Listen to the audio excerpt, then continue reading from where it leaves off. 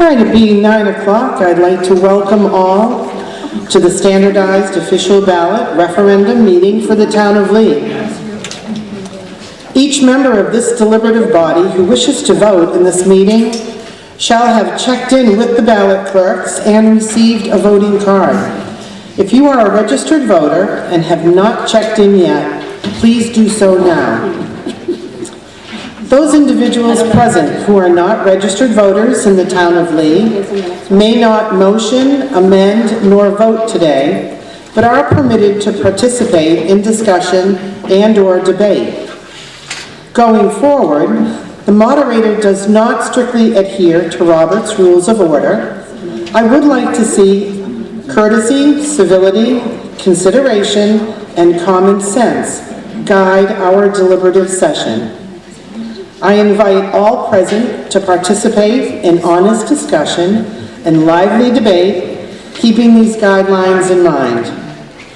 Our meeting today is for the transaction of all business other than voting by official ballot. This first session shall consist of explanation, discussion, and debate of each warrant article. Our business today is to consider each warrant article and, within the limits of the law, determine the details of those articles to be voted by official ballot at the March 13th second session. Amendments to articles are, of course, in order and will be voted at this meeting. However, at the conclusion of our deliberation on each article, we do not vote. Instead, the town clerk will place the article on the official ballot. Our order of the day is, of course, the town warrant. Each article will be read, a motion made to place it on the official ballot, and a second for that motion. The maker of the motion will have the first opportunity to speak. Then the floor will be open for all for discussion and any amendments. If you wish to address the meeting, please approach the microphone, where the moderator will recognize each member in turn. When you are recognized, please clearly state your name and address, and all remarks are to be directed to the moderator. Remember to speak directly into the microphone so that the town clerk may have an accurate record of this meeting. In fairness to all, you may speak as many times as you wish, but all members who wish to speak a second time, all members must have a first before anyone has a second. So please allow your neighbors to come up and speak at least once before you come up a second or third time. If at any time something is not clear to you, please ask. You can do that at any time during the meeting by simply coming right up to the microphone. Right, at this time, if all will rise for the Pledge of Allegiance.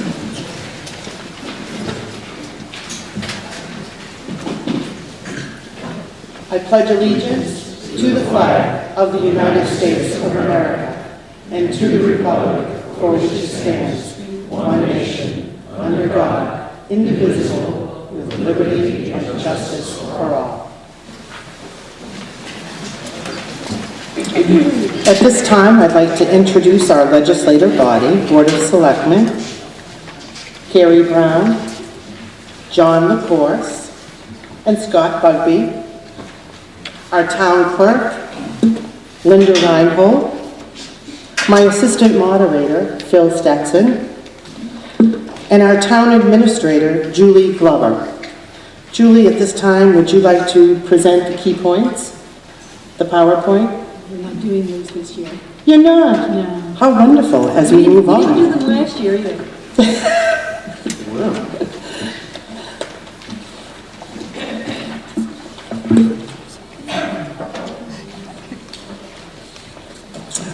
Alrighty, we're moving right on to our 2018 town warrant. Our first session, to the inhabitants of the town of Lee, County of Stratford, State of New Hampshire, qualified to vote in town affairs. You are hereby notified to meet at the Mastway School, located on Mast Road, Lee, at 9 a.m. on February 3rd, 2018. This session shall consist of explanation, discussion and deliberation of the warrant articles numbered 1 through 23. Warrant articles may be amended subject to the following limitations. A, warrant articles whose wording is prescribed by law shall not be amended. And B, warrant articles that are amended shall be placed on the official ballot for a final vote on the main motion as amended. Our second session, to the inhabitants of the town of Lee, county of Stratford, state of New Hampshire, qualified to vote in town affairs, you are hereby notified to meet at the Public Safety Complex, 20 George Bennett Road, Lee, on March 13th, 2018. The polls will be open from 7 a.m. to 7 p.m. Our first article, Article 1, to choose all necessary town officers for the ensuing year, to be considered at the March 13, 2018 ballot voting. At this time, I would like to ask my town clerk to move Article 1 to the ballot. Article 2. Are you in favor of the adoption of amendment number 1-2018 as proposed by the Planning Board for the town zoning ordinance as followed? Article 2 definition, accessory dwelling unit, shall mean a separate dwelling unit which is contained within or attached to a single-family residence on a conforming lot. Such unit shall have no more than 2 bedrooms and shall be no larger than 800 square feet. One of the units must be owner-occupied. Please note, deleted language has been crossed out and new language in bold italics. At this time, I'd like to ask my town clerk to move Article number 2 to the ballot. Article number 3, are you in favor of the adoption of amendment number 1-2018 as proposed by the Planning Board for the town building regulations as follows? Article 2 definitions, accessory dwelling unit shall mean a separate dwelling unit which is contained within or attached to a single-family residence on a conforming lot. Such unit shall have no more than 2 bedrooms and shall be no larger than 800 square feet. One of the units must be owner-occupied. And once again, please note any deleted language having been crossed out, new language in bold italics. At this time, I would like to ask my town clerk to move Article 3 to the ballot. Excuse me? Yeah, what is the difference between Article 2 and 3 other than the top stating zoning ordinance and building regs? Is that just the only difference? Yes. Yes, and these are prescribed, and I'm sorry, your name and address? Chuck Potts, 36 Captain Smith Emerson Road. Thank you, Chuck. As these are prescribed by law, there is no discussion, and they have been moved to the ballot. We move on now to Article number 4 to be presented by Selectman Brown.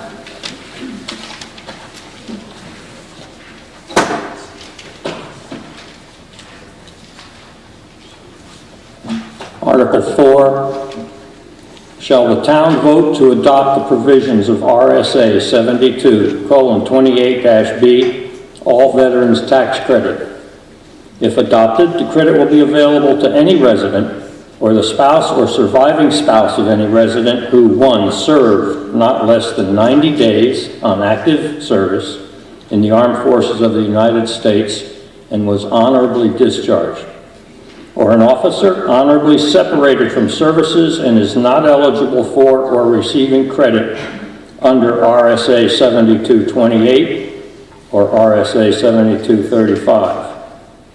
If adopted, the credit granted will be $500, the same amount as the standard or optional veterans tax credit voted by the town under RSA 7228. Are y'all following this?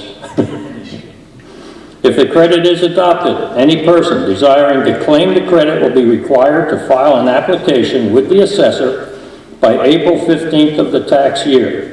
The Select Board recommends this article, majority vote required. Now, let me just try and clarify one thing. Before we open any discussion. Article number 4 has been read. May I have a motion to move the article to the floor? Seconded? Second. Thank you. And I now open the floor up for discussion. What I want to try and explain is the only difference right now that this article makes to you, if you're a veteran, is the town already gives a $500 tax credit. The main change between this article and the previous article is that the previous article said you had to serve during, there was like 5 or 6 conflicts. One, World War I, World War II, Korean War, Vietnam War, Iraq, Afghanistan, and so on. This article changes that. You do not have to have served during one of those conflicts in order to qualify. If you are a veteran, serve 90 days, honorably discharged, you're eligible. That's what this article does. Thank you.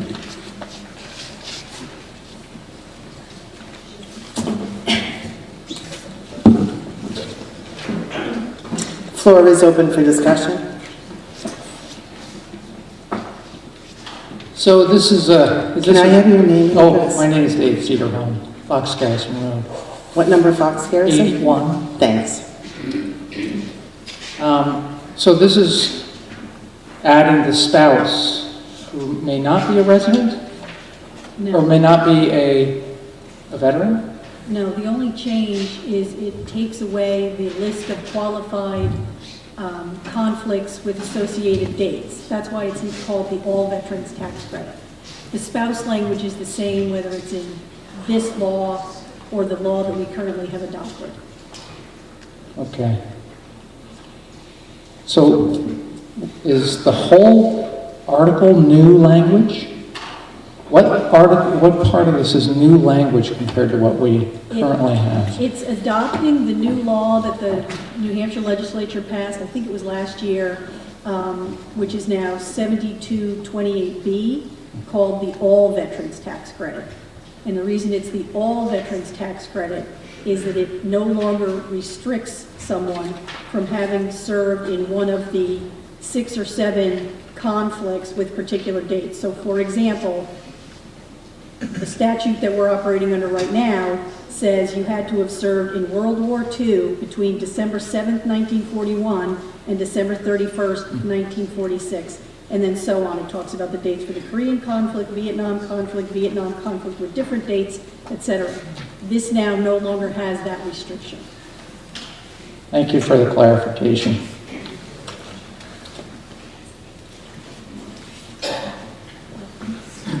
Rod McKay, 40 James Farm Road. This article implies that you have to file an application with the assessor by April 15th of the tax year. I assume that's a one-time application. It almost implies that you have to do it every year, which we don't now. Could I get some clarification on that? Well, first off, we still have people who come in and file new applications. So people do come in and file applications, but you're correct. If you already have the veterans credit, you don't need to come and file another application. If this passes, then I'm assuming that there will be other veterans who are now qualified who will have to come in and file an application. Thank you. Any further discussion on article number 4? There being no further discussion at this time, will all those in favor of moving article 4, please signify by raising your voter cards. Thank you. All those opposed to moving article 4, please signify by raising your voter cards. At this time, I'd like to ask the town clerk to move article 4 to the ballot. Selectman Bugby will now read article number 5.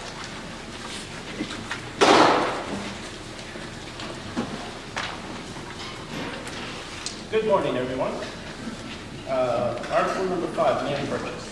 See if the town will vote to raise and appropriate a sum not to exceed $200,000. The mic was off. Sorry. Good morning. To see if the town, we're on article number 5, land purchase. To see if the town will vote to raise and appropriate a sum not to exceed $200,000 for the purchase of a parcel of land approximately 5.4 acres from the Lee Church Congregational, which includes the parish house, aka the parsonage, The parish house shall be removed from the parcel no later than July 1st, 2019. The parcel abuts the town property, which includes town hall, the annex, the library, the historical museum, and the tool shed with tramp room. Said sum includes a purchase price of $138,750, demolition and hazardous material abatement costs of $36,250, and transactional costs not to exceed $25,000. The total sum shall come from the unassigned fund balance and no amount to be raised from taxation. The Select Board recommends this article, majority vote required. Article 5, may I have a motion? So moved. Ben seconded? Thank you. Do I understand this to be an amendment? Madam Moderator, I move to amend Article number 5. Article number 5, land purchase. To see if the town will vote to raise and appropriate a sum not to exceed $210,000 for the purchase of a parcel of land approximately 5.4 acres from the Lee Church Congregational, which includes the parish house, aka the parsonage. The parish house shall be removed from the parcel no later than July 1st, 2019. The parcel abuts the town property that includes town hall, the annex, the library, the historical museum, and the tool shed with tramp room. Said sum includes the purchase price, demolition and hazardous material abatement costs, and transactional costs. The total sum shall come from the unassigned fund balance and no amount to be raised from taxation.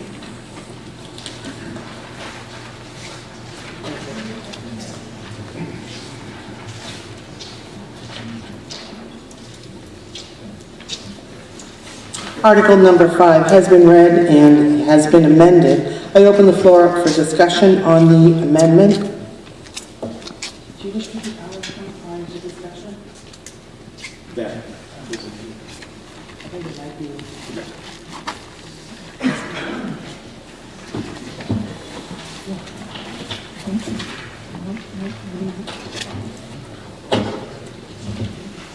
Sam Rayner, Hale Farm Road, 11 Hale Farm Road. Thank you. Go ahead. Clarification, what is the purpose for the purchase and the plans going forward? Do you want? I'll take it. Sure, you know what, at this time, Scott has alerted that he has a PowerPoint that he'd like to present that I think may answer some of your questions. Go ahead, Scott.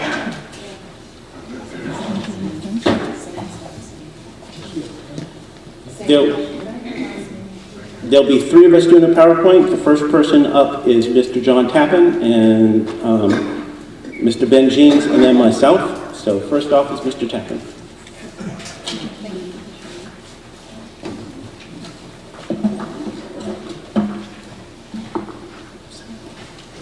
The Town Center Vision Committee was formed to inform Lee residents about the condition of the Town Center buildings and the proposed plan for facility renovation and modernization of the structures. The Town Center Vision Committee has 5 members. We have a limited time for this presentation, so we'll have to quickly go through an overview of building history and condition. More details can be found on the town website. A plan for town buildings. Article 5 about the land purchase. And Article 6 about paying for design, engineering, and construction management assistance to continue work of the previous committee. Lee Town Hall, 1846 to today. Our Greek Revival style town hall, seen here in a 1909 photo, was built in 1846. It was just recently added to the New Hampshire State Register of Historic Places. Listing in the register helps qualify a building for state financial assistance, but it does not place any restrictions on the owner. The town hall has been part of some proud moments in our history, like the 1966 parade celebrating our bicentennial, but its age has been showing.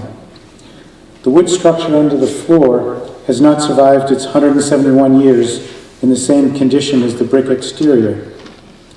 The dirt floor and limited ventilation have led to the deterioration of the wood structure.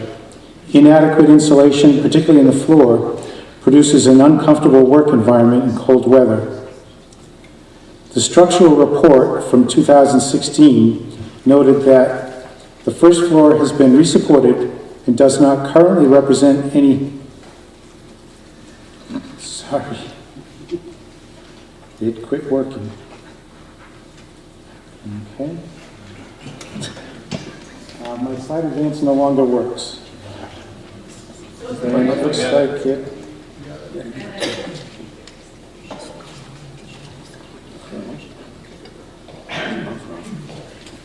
Go. It's on. There we go. Sorry. A structural report from 2016 noted that the first floor has been resupported and does not currently represent any safety issues. It is, however, a propped-up floor with rotten sills, no access, and no moisture barrier. There's no privacy for meetings or telephone calls that should be confidential or for quiet, uninterrupted work. There's not enough space for town records. There's no control of public access to the employees or to the records. The conference table in the middle of the open space is in the middle of the open space where a meeting will disturb the work in the adjacent cubicles. Lee Public Library, 1892 to today. The Lee Public Library opened in 1892 on the second floor of the town hall. That's the right slide. That's the right slide. That's the second floor of the town hall. And for a long time, that's where the library was. In 1962, the center school was moved up Lee Hook Road to the center of town and was placed on a new foundation to become the new home of the Lee Public Library. The library building has been added to over the years. The last time was 22 years ago. The library has again outgrown the facility. As new volumes are purchased, others have to be discarded to make room. 300 lectures, story times, crafts, and other activities are held each year. The basement room is the only meeting place that does not interfere with patrons using the library. It's not insulated, and the room does not have does not have room for all that might like to attend a program.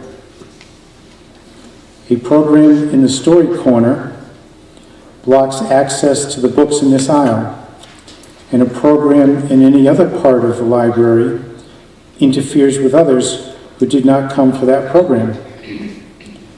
The staff break area is not separated from the public areas, and it also doubles as a storage space. Portions of the building floor are not adequate for library stack loads. The parking lot can be a busy place and does not always have space available for library patrons. The Lee Historical Society Museum, 1874 to today.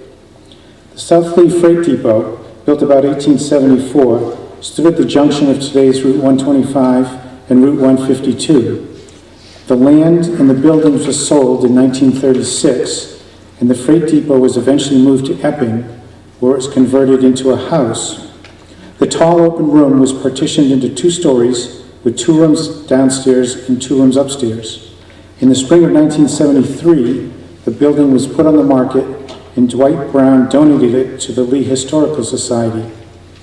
The building was moved in September of 1973 to its present location next to the Lee Public Library, where it became the Lee Historical Society Museum. Only one of the 2 second-floor support posts has a first-floor support post under it, allowing the second-floor support beam to sag. Collection additions are limited by the lack of storage and display space. There's no office space or separate record storage space or space for the public to research the records. The foundation wall lacks adequate vertical reinforcement, allowing a horizontal crack in the south wall. Tool shed with tramp room, 1915 to today. This building is on the New Hampshire State Register of Historic Places. It was built in 1915 for a cost of $245.88. Tramp bunks were built in the tool shed in 1923, and mattresses and springs were added in 1927. Though these bunks were removed in 1956, this building is still historically significant, as it is believed to be the only tramp house left in New Hampshire. The 2016 structural report noted that the roof construction is quite light, but has lasted this long. It continues to be used for storing town equipment. Town Hall Annex, 1950 to today. In 1950, volunteers built the town's first firehouse on land donated by the church using timber cut from the town forest. When the fire department moved out, the building was a garage and then a police station, and now it houses planning and zoning and the code enforcement office. The roof shingles are in poor condition. Replacement is postponed as the plan for the building is being determined. Now I turn the next part of the presentation over to Scott.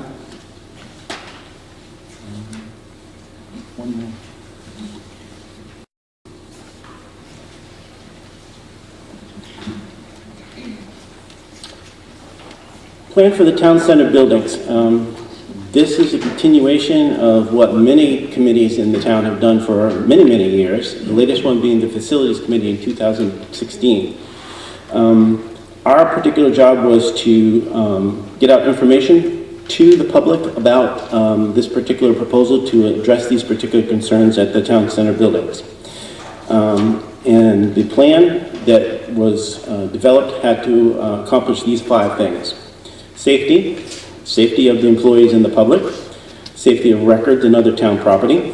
2, function of the physical plan, office space function, accessibility, energy efficiency, durability, maintenance.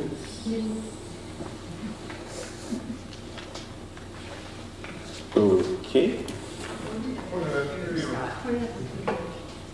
Oh. How about if I put it at the computer? Sorry about that. Durability, maintenance. Number 3, historical and cultural. Preserve significant parts of the town's architectural history. 4, community and social. Adequate meeting space for educational and recreational activities. And number 5, cost. Yes. New town office building. It's proposed to create a new town office building, 5,000 gross square feet, about 4,000 net square feet. The net area does not include circulation and walls, though.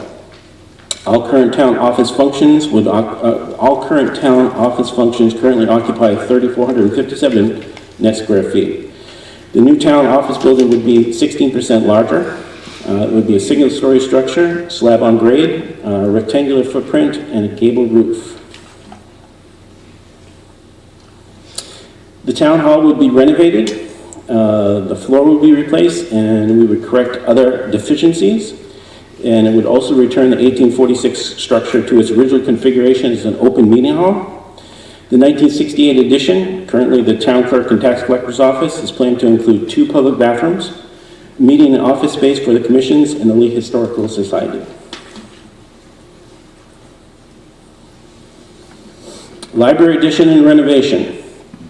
It would include an addition of 3,472 gross square feet, renovation of the current 3,028 gross square feet, for a total of 6,500 total gross square feet. The addition is a single story, slab on grade, and the addition is a rectangular footprint with a gable roof. Tool shed with tramp road. This particular structure would be renovated and we would correct the structural deficiencies. Lee Historical Society Museum. This particular structure would be renovated and we would correct all the structural deficiencies. Town Hall Annex. The fate of this particular building is yet to be determined. It's something we're going to have to discuss as a town. If additional land is purchased, the annex could stay where it is because it's not in the way of any planned construction. But unfortunately, the building is currently in the 50-foot setback completely. So,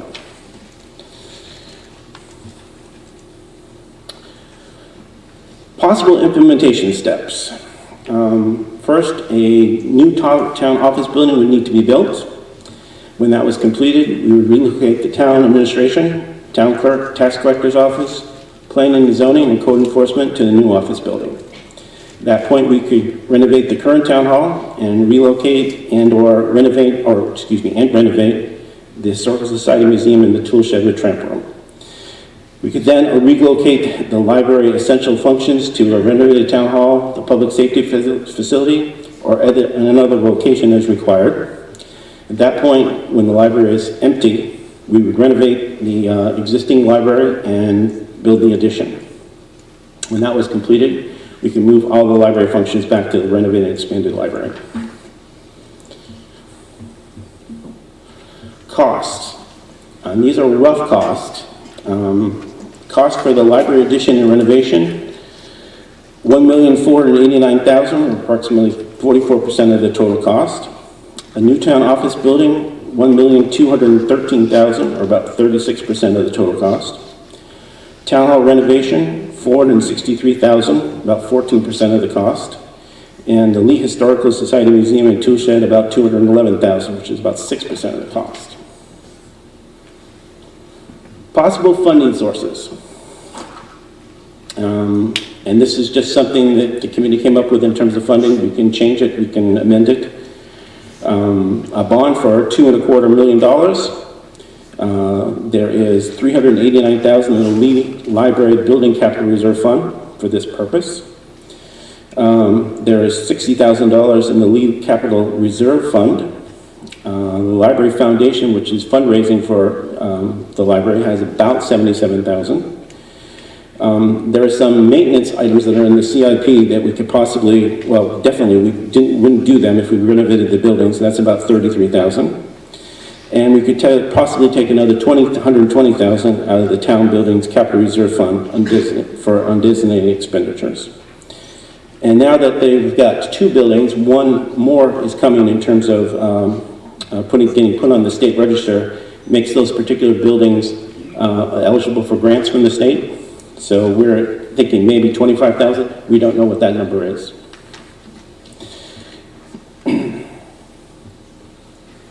In terms of estimated annual operating costs, we took them out of money that it costs to maintain our current buildings, and we got a gross a figure of about $6.56 per square foot. The increase in terms of space that we're looking at is about 7,250 square feet. So that comes out to about $47,544. So that's what the approximate estimated operating expense for this new space would be. Operating expenses would include a full-time building manager and part-time employees totaling 8 hours per week, and an approximate 40-hour per week increase in terms of the amount of staff for that particular purpose. This price includes staff benefits, janitorial supplies, equipment, heat and electricity at our current building efficiencies.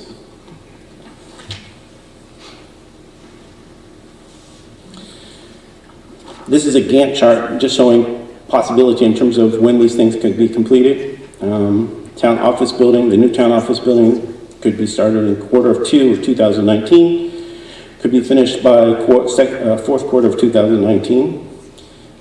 They could move into the building fourth quarter of 2019.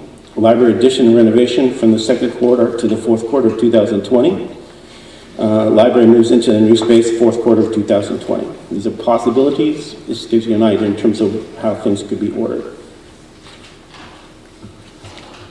And the next person up is Mr. Ben Jeans, the treasurer of the town.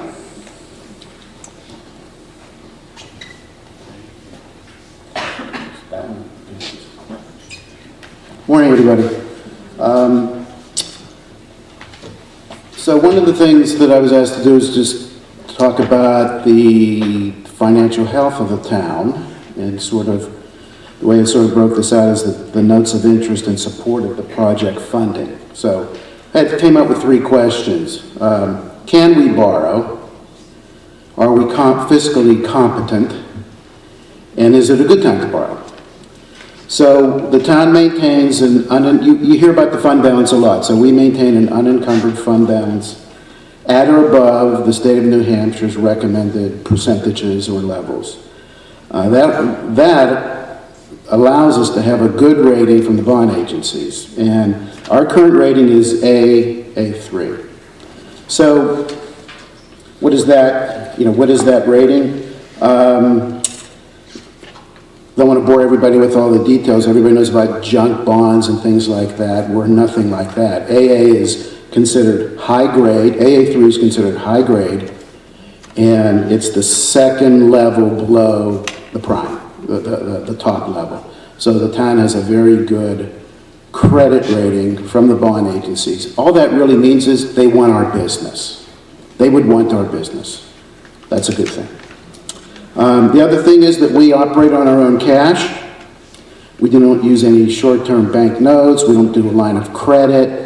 We basically operate on the money that the town generates from the taxpayers, as well as revenue that we receive from various things that the town does. So we're good there, very good there, which feeds the fund balance, which then gives us the good rating. Lastly is the market, the bond markets. They're very favorable right now.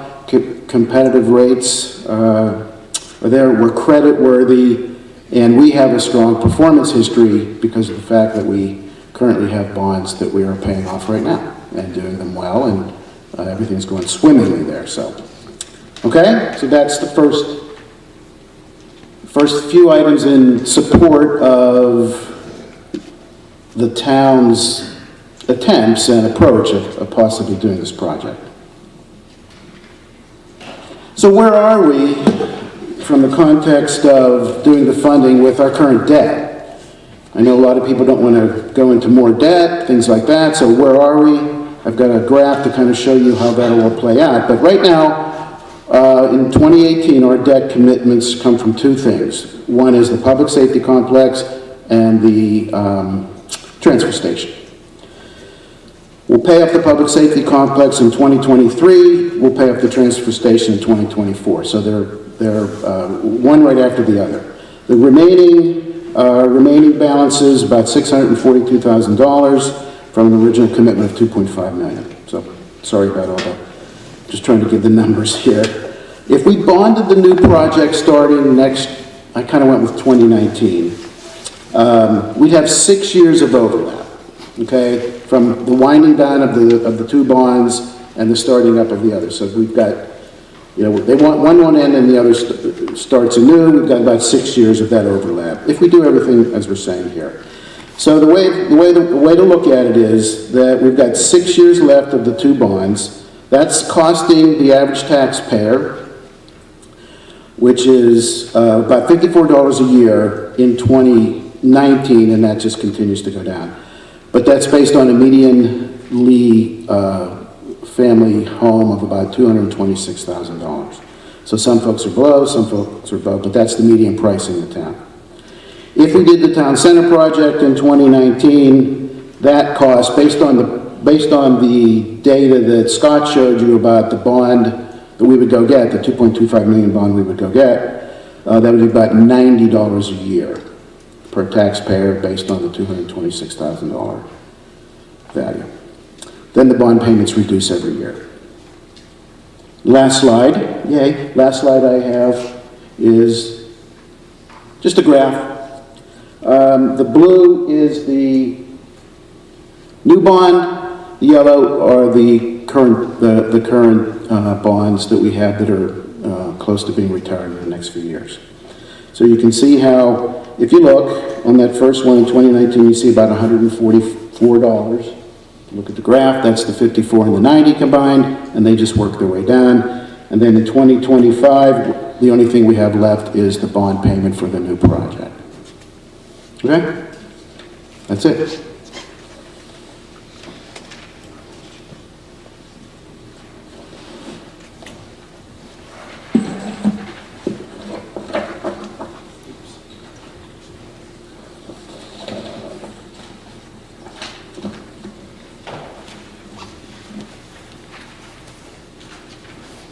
The town center parcel containing the town hall, the annex, the library, and the other buildings has an area of only 1.42 acres.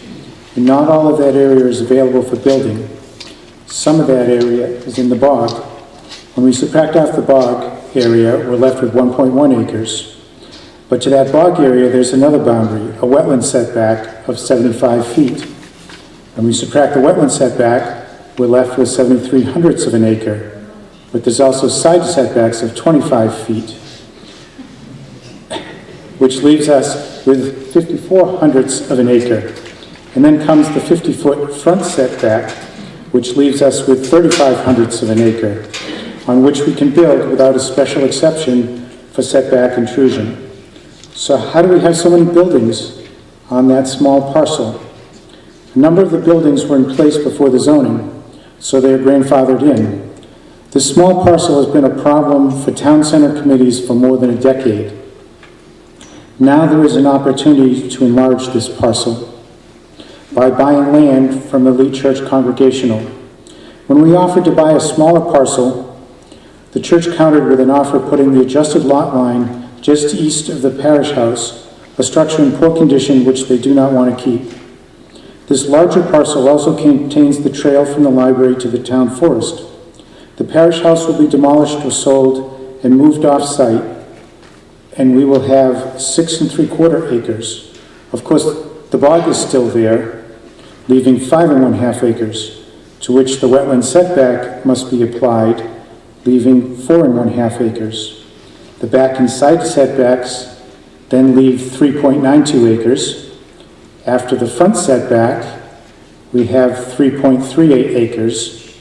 Then on this parcel, there is a cemetery surrounded by a fence, leaving some margin outside the fence, and not counting the narrow area between the cemetery and the wetland setback, we now have 3.29 acres. There's also a utility easement across the northern part of the parcel.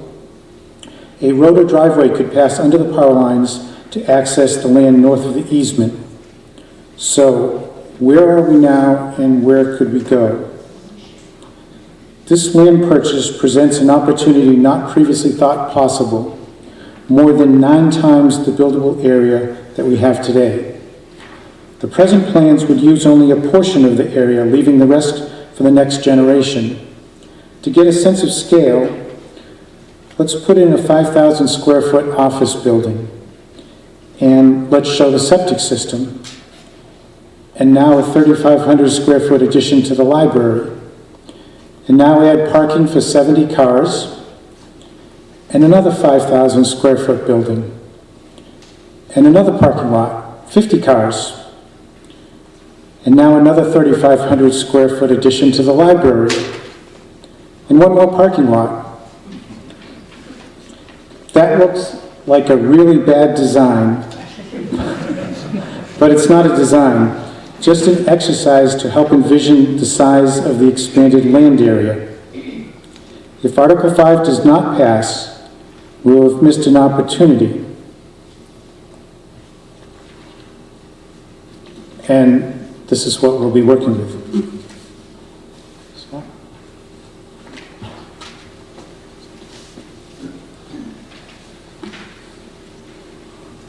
Interesting graphic, wouldn't you say? Preliminary Design and Engineering, Article number 6. There's a warrant article for $115,000 for doing design and model and elevations. So the preliminary design would be a design of the new office building, proposed new office building, renovation of the town hall, the tool shed renovation, the Lee Historical Society Museum renovation, the library addition and renovation. This would include the floor plans, elevations, the model itself, and the cost to complete the project. And this information will be presented at the 2019 deliberative session when voters will be asked to approve the project on the 2019 warrant. Madam Moderator, Jim Myers, 26 Mass Road. Point of order, why have we jumped to Article 6 and not finished Article 5? I believe there are some questions about Article 5. We're still on Article 5. This was all part of a unified PowerPoint to be presented. Thank you.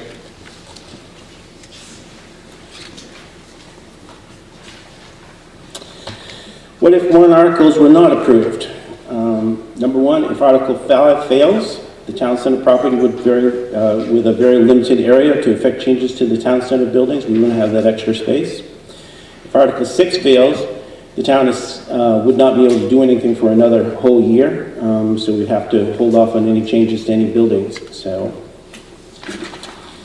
and lastly, for more information, you can go to the town's website and look under Town Center Vision Committee and under Boards and Committees section. There's tons of information. We kind of culled the high-level things in terms of this presentation. There's so much more information. There's information from the Facilities Committee. There's also extra maps and things like that. So after this, if you still have more questions, you can ask questions now, but there's a whole bunch of information there for your perusal. So, and that is it. Thank you. Thank you, Scott. All right, the floor is open for questions, discussions. For Article 5 as amended, changing that amount to $210,000. Go ahead. Just have a brief comment. Wendy Fogg, Wednesday Hill Road. First, I support this wholeheartedly. But I would like to add just a brief comment, and that is that whatever we decide to do as a town, it's going to take some time, obviously. But in the short term, we have employees working in what I deem to be a sick building. I went to visit a few weeks ago, and at lunchtime I went in to talk with Joanne, and I walked into that building and it hit me in the face like a rock, that it was mildew and mold and I couldn't breathe, and I have a really healthy respiratory system. I also noticed that Joanne had and has what seems to be an ongoing chronic respiratory condition that she didn't have before. I've known her for many years, before she worked at the town. And so I think that whatever we decide to do as far as solving the big problem, we may have an underlying much bigger problem. And we need to get those people out of that building or do something serious about improving the air quality. Because it's one thing to have an inconvenient, uncomfortable physical working space, but when it's affecting our town employees' health, this is something that cannot be pushed off for a year or 2 years or 2 months, in my opinion.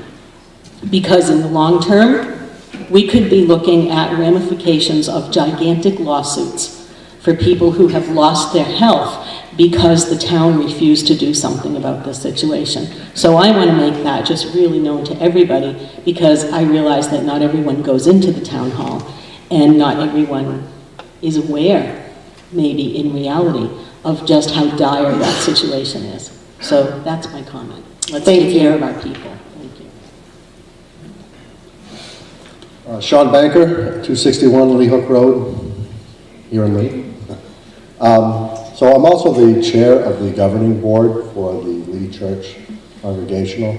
And the Lee Church has always been a wonderful participant, I think, in the town, and continues to want to do that, and is very interested in being a good neighbor. But at this time, I do want to point out that we do not have a purchase and sale agreement. We don't have an agreement on the pricing. And I'm concerned that the funds that are designated for this are not going to be adequate to support it. So I'd like to make that comment. Thank you. Thank you. Jim Banks, 36 Carpenter Lane. When the town came to the church and asked if the church were interested in selling some land, we got together a request for a proposal, or I think the word I want now. What do I want? What word do I want? I don't know where you We got got appraising. We hired a commercial appraising firm to give us a value for a lot line adjustment, which is what this would be, a lot line adjustment to transfer the land, including the parsonage, to the town. The appraisal came back at $175,000. The church voted, and we have to vote, the church has to vote just like the town does. The church voted to offer it to the town for the $175,000. No amount was added that could be negotiated away. We took the numbers that were professionally determined for us and used that. The church has now learned that it would not be difficult at all to sell the piece of land with the house on it for more money to somebody else. It would be a great opportunity for a fixer-upper. It would change the lot a little bit because it would have to be a legal lot, which the lot line adjustment would not be. So the church has a choice. There does not appear to be any interest on the part of the church to sell it for anything less than the appraised value. Thank you.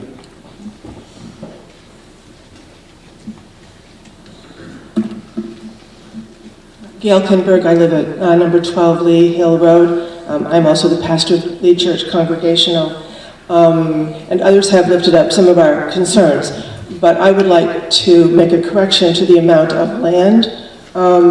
What the town originally requested was 3.61 acres. What we countered with was 4.46 acres. I'm not sure where the 5.4 acres comes from. But ours, which was based on, like Jim said, a professional commercial appraisal, was 4.6 acres. So I would like to see that amount corrected. Thank you. As we have an amendment on the floor right now that calls out approximately 5.4 acres, Selectman Bugby, do you want to change that? I can tweak that if you want. Would you? I think the 5.4, I'm not sure in terms of, you want to address that, John? I think that includes the other. I may be able to address that.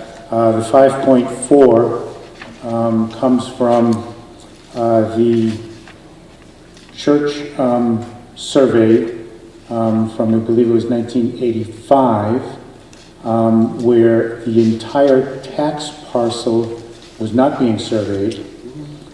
They did a tie line from the dry land on the east side of the bog to dry land on the town parcel. The bog area, from the 3 surveys that I've seen, the church parcel, the town parcel, and the parcel to the west, 3 Swallows, all indicate that the ownership of the bog is a mystery, is uncertain in the records. The town parcel itself, on the property card, the area that's given there does not include the bog. In the 5.4 acres, that amount does include the bog. So the 4.46, my only guess is that may be not including the bog area. The critical description of the land to be conveyed would be that the adjusted lot line is perpendicular to the road frontage, except with some minor deviation at the road, where I understand there's a requirement that the line be adjusted so that the well stays on the church property, and that the line is to the east of the parish house. So basically, just touching the foundation. Just correct, and that's the line that I drew, using values from the boundaries from those 3 surveys. And I think that the question is, does that, in my calculation, that is including the bog area. And I haven't seen the survey on which your 4.6, or 4, what was the number? 4.6. 4.6 is calculated. The 5.4 is a number that needs to be approved or authenticated by survey. And so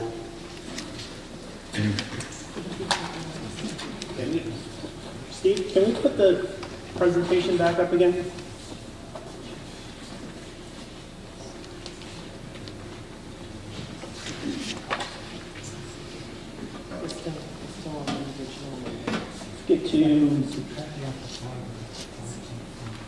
Yeah, let's keep on going, keep on going. Whoa, right, 2 up. Right, next one down. Oh, that one's good. Can you display that?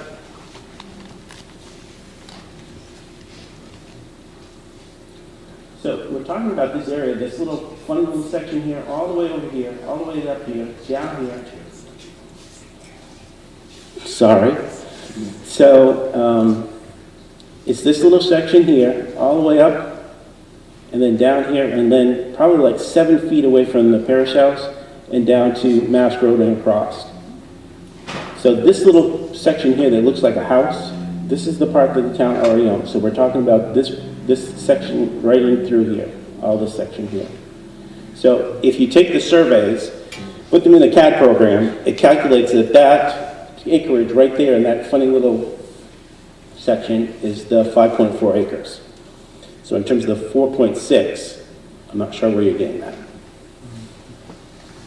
Yep. Red light. The church survey of the church property that I have seen and that I worked from showed a survey tie line that went from approximately this location down to approximately this location on the town property, because that is dry land. And that survey did not show this boundary here. This boundary is shown on the tax map as being part of the church parcel. But this border line here comes only from the tax map. And in fact, in the survey of the adjacent property, the Three Swallows, where it gives this line, it lists it as being the apparent tax map line, and that it is not a surveyed line. This upper portion here comes from the survey of the town forest, the Bales property, which is north of this parcel.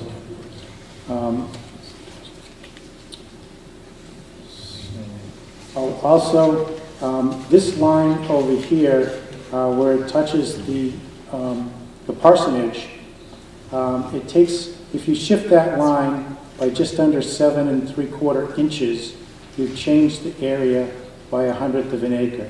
So it only takes a few feet to change this by 1/10 of an acre.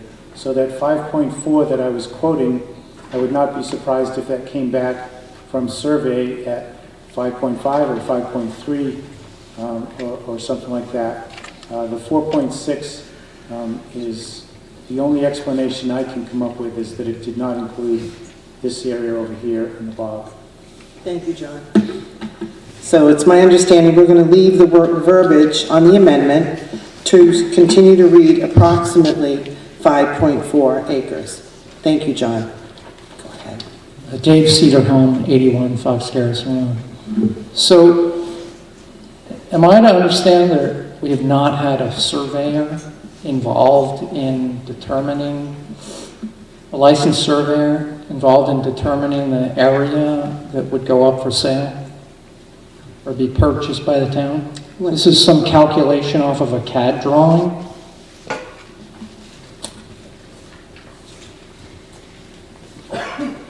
Correct. It is a measured area from a CAD drawing, which is drawn from the meets and bounds of the survey of the church property, the Bales parcel, the town parcel, and the Three Swallows parcel. And all of those are surveys with all of the boundary segments delineated by bearing and length. And so who is the surveyor that determined this area we're talking about? So no licensed surveyor was involved in determining this amount of property that the entire town is supposed to vote on in a couple of weeks. Is that right? That is correct. The line is to be drawn, as stated, to the east of the parish house, perpendicular to the road frontage. That is the same line that the church has been talking about, and that's the line that has been shown. And the survey is to be done in order to affect the property line adjustment. Well, I'll have to say I'm disappointed that we're being brought a warrant article that seems to have there's an area dispute that can only be resolved with a licensed surveyor. And now we also learn that the church doesn't even have a purchase and sales agreement that's even close to the number that we have in our warrant article. The result is going to be a completely bungled vote by the town, and this warrant article is going to be useless, in which case, in a year from now, we're going to be back fixing this again. So I am not in favor of voting for a botched warrant article. We've done that in the past, and we end up sometimes 10 years later trying to fix something that the town voted on incorrectly. Thank you. Do you wish to address that? I guess I'll disagree with Dave. There is, at the moment, and we haven't adopted it yet, $210,000 assigned for that. If the church is looking at $175,000, that gives us $35,000 difference. In that $35,000, there's demolition costs, hazardous material moving, and the survey to be done for that particular parcel, and the cost associated with getting a lot line adjustment. So I don't think it's bungled, Dave, but you and I can disagree on that. So. On Park 165 Tuttle Road, has anybody researched deeds to these properties? And do the deeds give landmarks and bearings and distances, etc., or is it all just more or less, as some deeds are? Yes, the deeds and the surveys that have been done have property lines, and that's what Mr. Tappan used to calculate in terms of the acreage and things like that. But once again, this particular parcel has to be surveyed so we can do a lot line adjustment if the purchase goes through. So all that stuff will be taken care of. We made an offer to the church. They counter-offered, so we have that particular it's a contract. It has been signed by both sides. But we do have a contract for that, but there's no purchase and sales yet. So we have to work out these particular details. So, just a little comment. If you go to Google Maps, satellite view, you can sketch boundaries and it will give you a very accurate square footage. I don't know if their satellite view gives enough visible landmarks, but I've used it on my property. It's pretty damn accurate. Well, it's my understanding that that's what Mr. Tappan did from each of these particular surveys, property things, property lines, vectors. He's more into this than I am, but the property surveys that we do have on the surrounding parcels, he's taken those and incorporated them together, and that's what he got in terms of the 5.4 acres. So in terms of, the only thing I think the difference is that property, that's the bog, because basically what he was finding, especially with the Three Swallows survey, who owns that has been, it's nebulous in terms of who owns it. So, and I think way back when, a farmer says, I don't really care, I can't grow anything there, so I don't really care who owns it, but I'm not sure. But that's something that has to be figured out when we go and have the lot line adjustment, because we have to present those things to the planning board, the ZBA, excuse me. Now, what assurances, the church has hinted that they could turn around and sell this to another buyer. Is that a serious... I can't speak for the church. You can ask Mr. Banker is here someplace, back in the back, and maybe he will answer that question. I can't answer it. I'm not a member of the church. I don't represent them, so. Thank you. Don Quigley, 75 Turtle Pond Road. Point of order first, we're discussing an amendment to the motion. The amendment is to change from $200,000 to $210,000. That's what we should be discussing right now. When we defeat that amendment, it's possible to amend again to something else.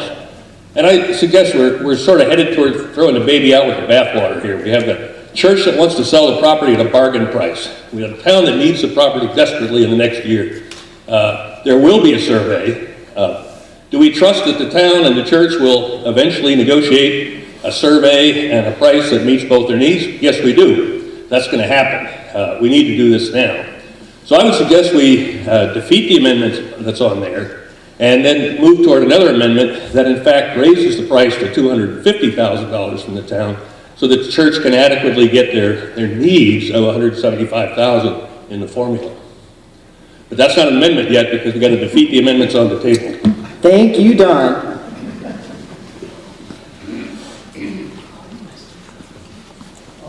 Paul Gazowski, 46 Lamprey Lane. Following up on Mr. Quigley's comment, I agree. And so I guess my question is procedural, whether the folks who brought $210,000 in the amendment forward could withdraw that and we could replace that, or whether we just simply bring that forward and see how the vote goes. Exactly. Thank you, Paul.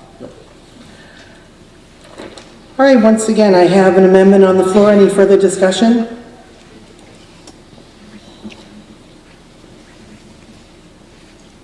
I understand, Brian Burke, 8 North Side. Thanks. I understand that the amendment was made quite a while ago in this discussion, but it went to $210,000, but I didn't hear any change in the numbers below, so I have no idea where the $10,000 is going.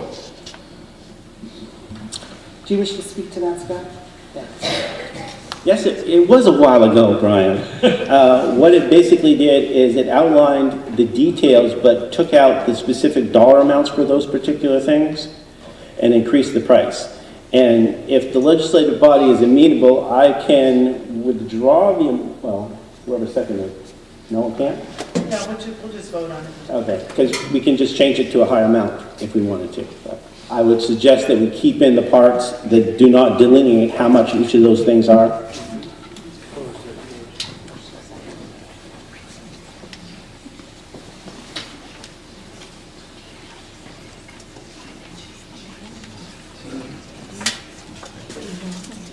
Thank you, Paul. Further discussion? Gail Kinberg, 12 Lee Hill Road. Just a point of clarification, because there seemed to be some confusion. The counteroffer that we made to the town, the church made to the town for the purchase price of $175, on December 5th, you turned down. I just want that to be clear. So we have been under the impression that we weren't really going anywhere with this. It hasn't been in limbo. We actually received a letter, our attorney received a letter from the town administrator turning down our offer. So this has caught us by surprise to some degree. We've been looking at the building, I know, but there has not been any further discussion about what we would accept or not accept for a price. Scott, do you want to address that? We've had conversations with certain members of the governance committee, specifically Mr. Banker. We had a conversation with him and also Mr. Banks and Mr. Duval. So yes, we as a board rejected it. I went home after that meeting and felt that we need to do something. So I had a meeting with Mr. Banks and Mr. Duval and Karen Rossi's office, and we talked about a few things. And I think in terms of going forward, I think I agree with Mr. Quigley. I think this is something that is good for the church and is also good for the town. I think we can work out whatever the details are. So hopefully we can move this forward. But yeah, I think this is something that's going to be good for both of us, solve some problems for both organizations, and hopefully we can get this passed. So.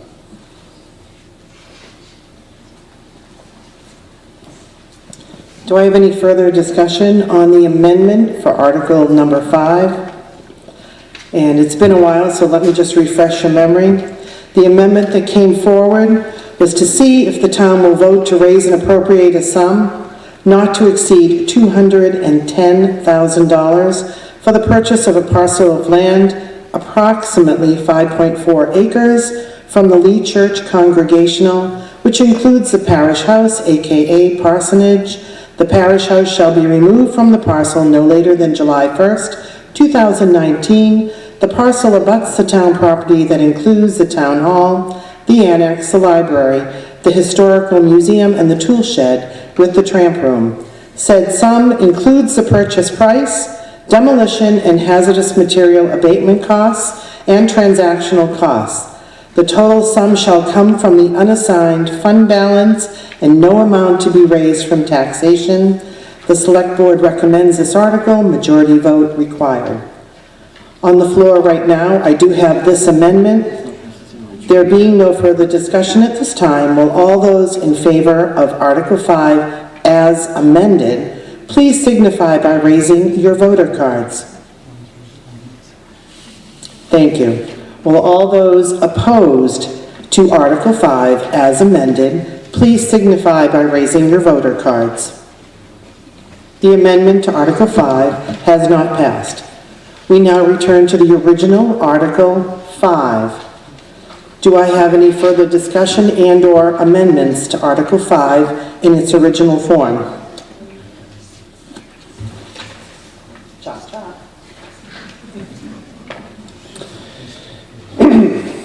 Madam Moderator, I will move to amend Article 5 to read as follows.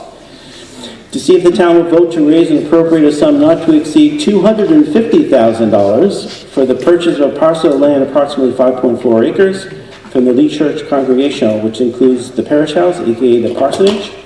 The parish house shall be removed from the parcel no later than July 1st, 2019. The parcel abuts the town property that includes the town hall, the annex, the library, the historical museum, and the tool shed with tramp room. Said sum includes purchase price, demolition, hazardous material abatement costs, and transactional costs. The total sum shall come from the unassigned fund balance, and no amount shall be raised from taxation.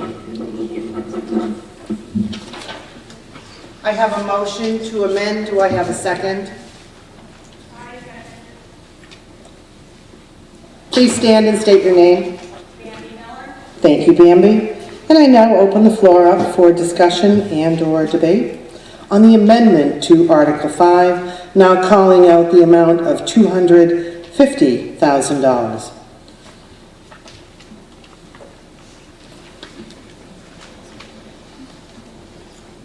Jennifer Mester, 147 Wadley Falls Road. Just a quick question. Where does the unassigned fund balance stand at this time? Julie? I'm in with the numbers. Brought the sticky note just for this. I knew someone was going to ask. The estimated unassigned fund balance as of the end of fiscal year 17, which is the year that is currently being audited, off of the MS 535, which is a form that the audit firm does for the DRA prior to completing the final audit report, which we are currently waiting for. But at that time, the unassigned fund balance stood at $2,461,022, of which the Select Board voted to use $400,000 to reduce the tax rate last October, leaving a balance of $2,061,022. If this warrant article goes forward, you would subtract $250,000 from that, leaving the unassigned fund balance at approximately $1,711,000. All right, thank you. Further discussion on the amended Article 5. Paul Gazowski, 46 Lamprey Lane.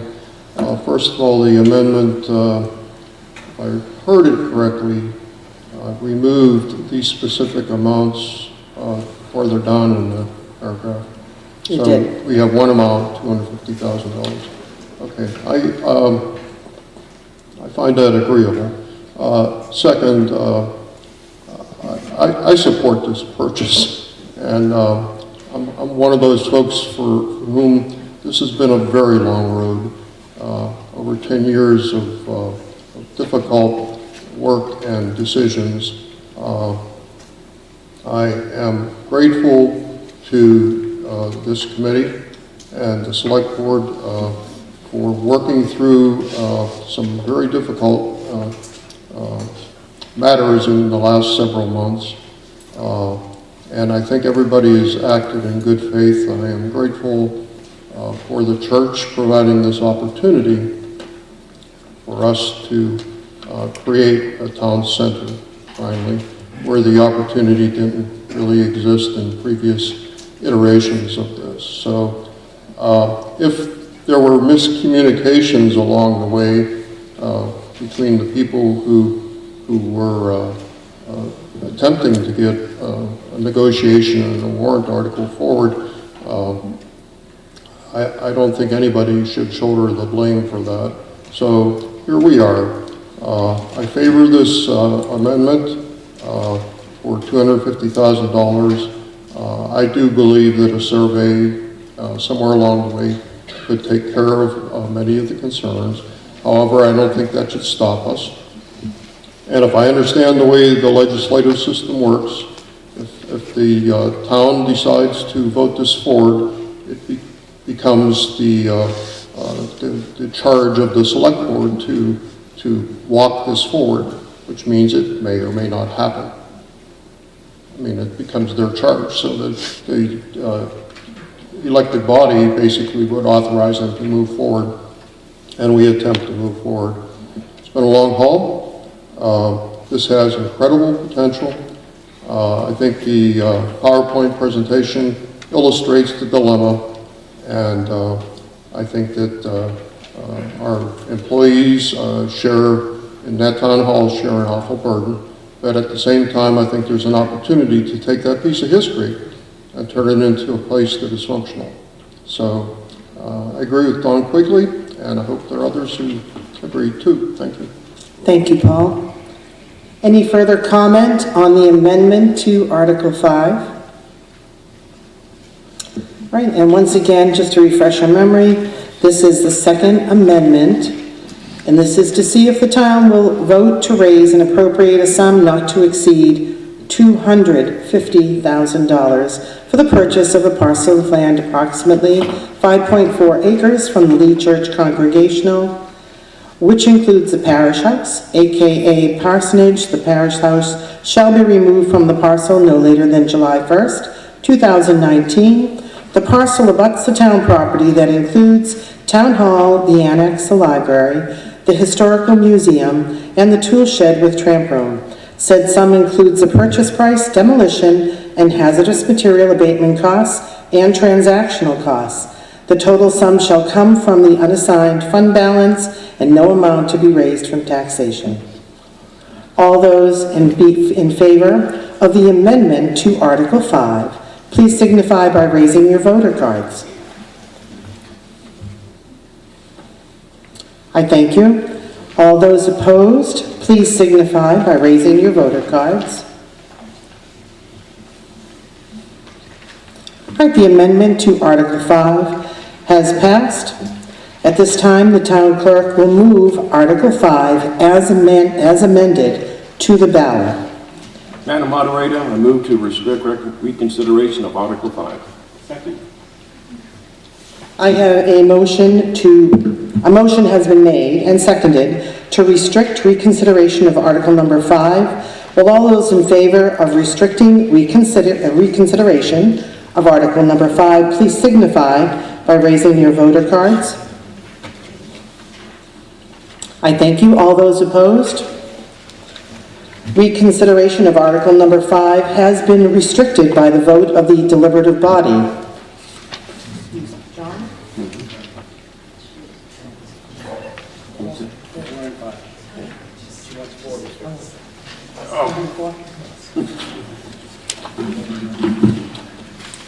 No, just John. This is Article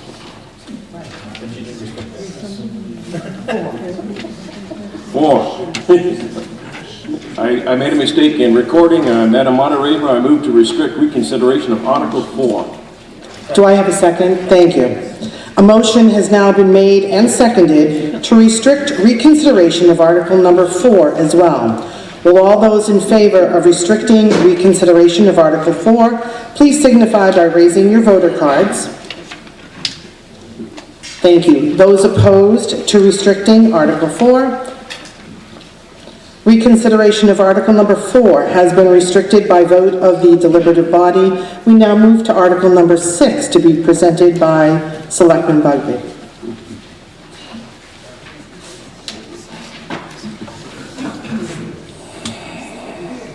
Okay. Warrant Article number 6, design fees. To see if the town will vote to raise and appropriate a sum not to exceed $115,000 for schematic design, preliminary preliminary engineering and construction management fees for renovations in addition to the existing library, renovations to the town hall, the historical museum, and tool shed with tramp room, and build new town offices, and to further authorize withdrawal of $80,500 from the town building capital reserve fund and $34,500 from the Lee Library Building Capital Reserve Fund. The select board recommends this article. Majority of voters required. As of January 30th, 2018, these funds had a balance of $206,067 in the town building capital reserve fund, $386,617 in the library building capital reserve fund.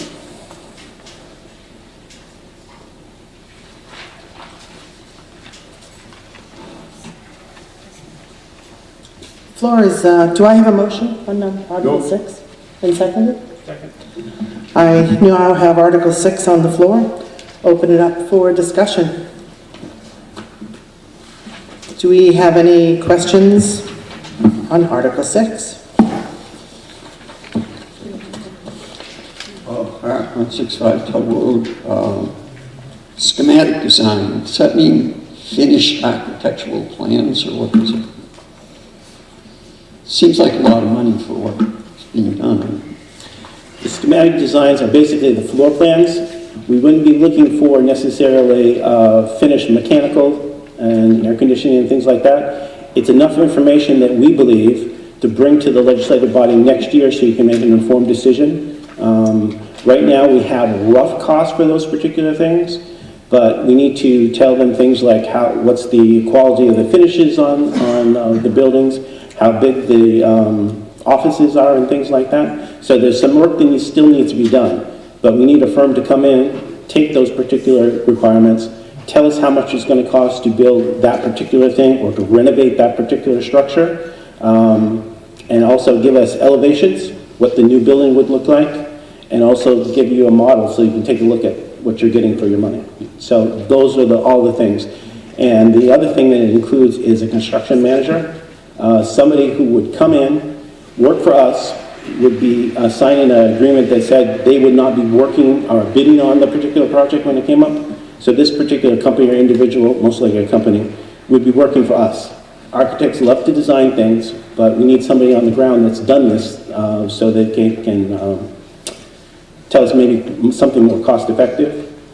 Architect might design something that's really cool looking, but the construction manager might say, well, that looks great, but maybe we want to do something a little bit more cost effective. That would be somebody you contract with. You wouldn't be a town employee. No, it'd be somebody we would contract with. So we put an RFP out there and look for somebody to do those particular services for us. But the big thing is to get a good cost, because right now those costs, the $3.3 million, that's just a rough number based on the firm that we worked with before. So this would be a more concrete, this is what the building would look like, this is what the floor plans would look like, and this is how much it would cost. Thank you.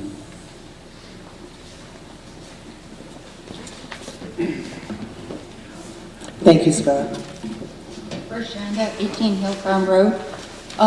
What organization will be managing this portion of the town center project? Will it be a continuation of the Town Vision Center Committee? That's the idea at this particular time. That's the charge of that particular committee. They were brought on board to give information to the public, which they're in the process of doing. The presentation was one part of it. There's some display boards in the back. We're also going to have information being passed out at the transfer station the 2 Saturdays before May, hopefully by the Boy Scouts. And we've had articles in the e-crier, but that's part of their charge as well going forward, Deborah, to work with whoever those firms are to bring this project to fruition and bring that information back to them. So, What is the expiration of that committee? ooh, I'm not sure. I think there's some date in 2019. Okay. June 2019? Yeah, Okay. so- Perfect, thank you.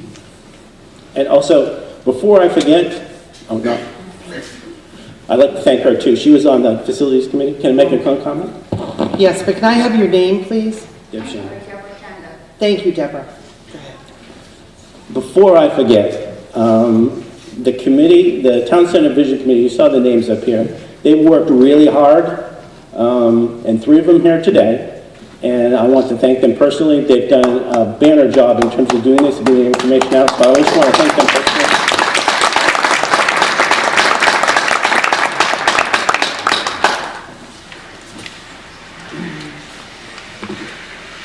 Sam Renner, 11 Hale Farm Road. I apologize, I thought we had voted on the amending of the warrant of Article 5 and then had another vote as the amended warrant. Did I misinterpret that? You did it. Okay, so I thought we voted the amendment and then we voted on the amended warrant? Okay, sorry.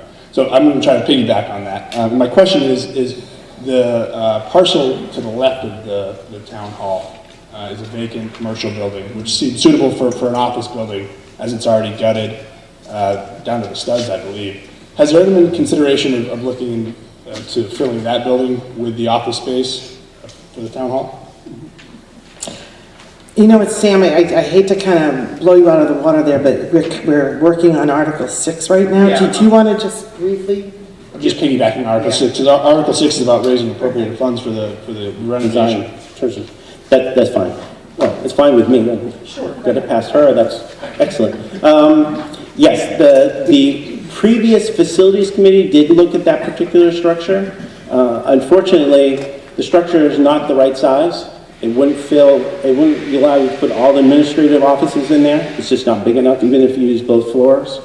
And right at the moment, the outside looks finished, inside is not.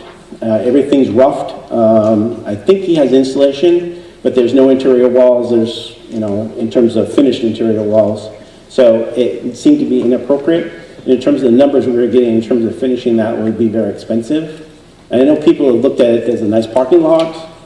There's a building already there, but it just doesn't fit the needs programmatically that we had for the new town offices. So you could probably squeeze it in there maybe, but it wouldn't be, if we're trying to fix this particular problem in the town hall, that's not the way to do it, in my opinion. Others might have a different opinion, but the committee looked at that and they kind of rejected that, so. But it's a good question. You got to explore all the options, so. Thank you, Scott. All right, back to Article number 6. Do we have any more discussion and/or questions on Article number 6? There being no further discussion at this time, will all those in favor of Article number 6 please signify by raising your voter cards?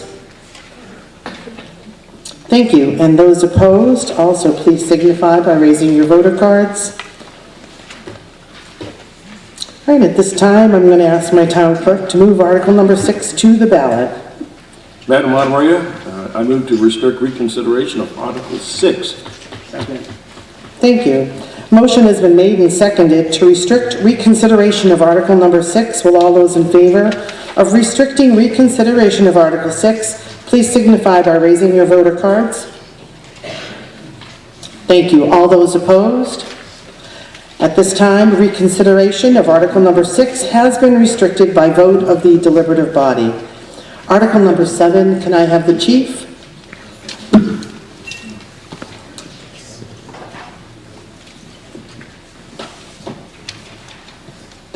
Good morning.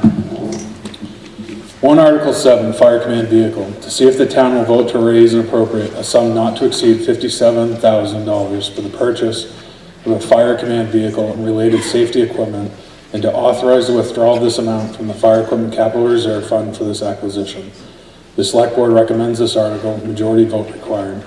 As of 1/30/18, this fund had a balance of $303,367.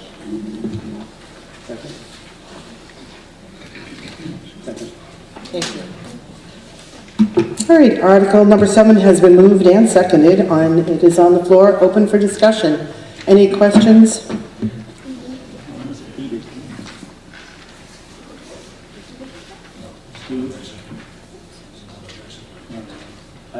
Oh, that's right. I move the article. I second. Thank you. The article has been moved and seconded. Jennifer Messiter, 147 Wadley Falls Road. Will there be a presentation of what exactly this vehicle is and the other equipment and why we need to purchase it? Yeah, I can discuss that. Thank you. Super. Go right ahead. So this warrant article will allow for the replacement of a 2010 Ford F-150 that was transferred from the police department to the fire department in 2014 that we used as a command vehicle. Significant repairs were made to keep it roadworthy due to the mileage and the hours on the vehicle. And this past September, the vehicle would not pass inspection because of the deteriorating body. We had problems with the inner and outer rocker panels and the cab corners. The cost to repair this vehicle far exceeded the value and only provided a short-term fix. And there's a need to maintain a platform establishing an incident command post on scene of small and large complex incidents. The command vehicle will efficiently and effectively assist the fire department in accountability of firefighters and EMS personnel on scene, assist in planning and coordination of fireground operations of a multitude of incidents. And the command vehicle it'll be fully equipped. It'll have a command box with a command board that we can use for the accountability and the strategies and tactics of fighting the fires and any car accidents and mass casualty situations that we have. It'll have storage for gear and equipment, have mobile radios to assist with the communication while working on multiple channels, documentation including emergency operation plans for the town and other key buildings that we have in town, pre-plans, which are for the commercial structures that we have in town. So the cost will include a state bid SUV, 2 mobile radios, the lights and sirens, lettering, installation of all the equipment, and the command box, so it'll be fully equipped.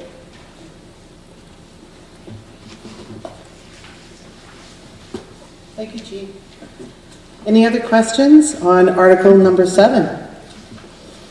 There being no further discussion at this time, will all those in favor of Article number 7 please signify by raising your voter cards? Thank you. And those opposed? And at this time, I'm going to ask our town clerk to move Article number 7 to the ballot. Madam Moderator, I move to respect reconsideration of Article 7. Second. Thank you. All right, motion has been made and seconded to restrict reconsideration of Article number 7.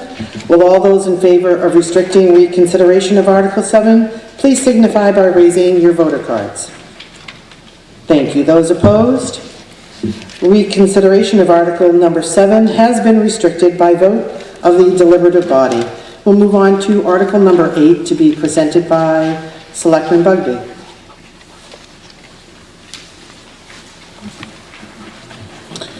Warrant Article number 8, operating budget.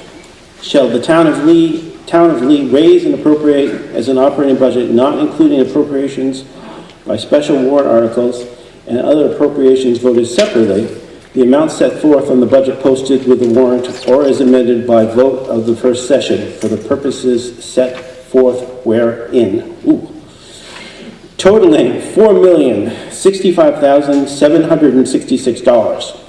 Should this article be defeated, the default budget shall be $3,900,046, which is the same as last year, with certain adjustments required by the previous action of the Select Board or by law, or the governing body may hold one special meeting in accordance with RSA 4013, sections 10 and 16, to make up the issue of a revised operating budget only. Select Board recommends this article. Majority vote required.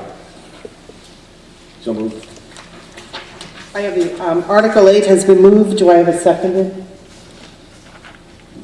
Thank you. And I'll open the floor up for discussion. Any questions and or discussion for Article number 8? Can I continue? Sure.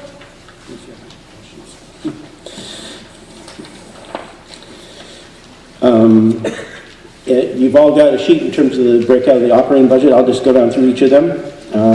Selectmen's budget proposes $143,849, an increase of $5,147. Elections and registrations, $11,620, an increase of $2,020. Town clerk tax collector, $92,848, a decrease of $1,755. Financial administration, $99,577, an increase of $930. IT expenses, $81,800, decrease of $5,000. Assessing, $33,700, an increase of $2,000. Legal fees, $15,000, that's the same as last year. Personal administration, $822, $822,000, $13, increase of $7,341. Planning and zoning, $114,027, increase of $2,870. Government buildings, $99,002, decrease of $3,572. Cemetery, $6,300, same as last year. Insurance, $44,096, an increase of $1,601.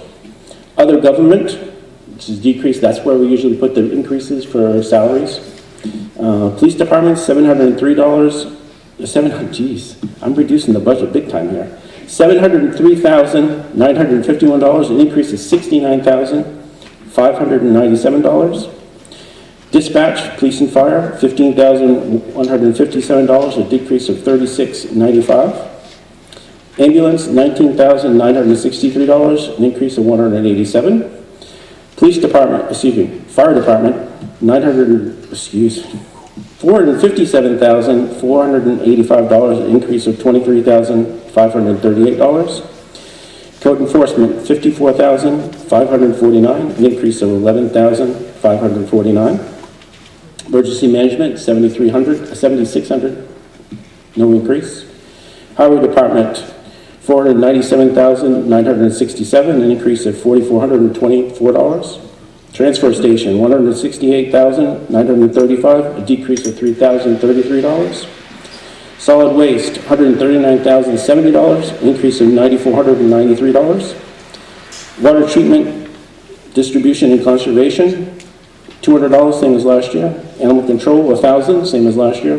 Health agencies, health service agencies, $20,978, an increase of $3,002.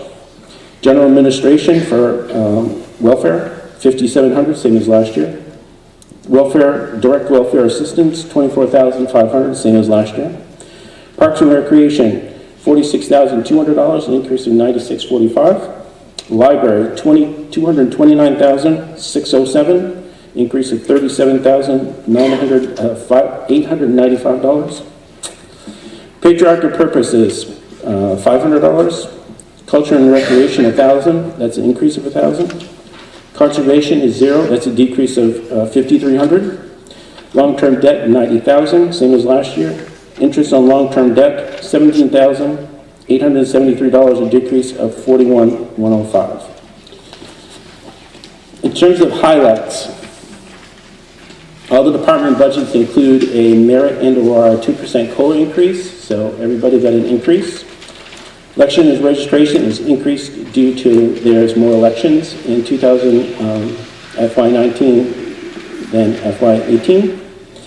The town clerk tax collector, several line items reduced to reflect historical spending patterns. Assessing reflects a $800 contractual increase and $1,200 for mandatory tax map updates. Personnel budget requests increases to costs associated with the wage increases. Health insurance premiums increased less than 1%, which is great. Dental premiums increased by 2.3%. Disability and life insurance premiums were reduced. Costs for library personnel were moved to the library budget. Under other government, in FY18, $45,000 was usually budgeted, and we did a mid-year pay increases, which were allocated to department budgets.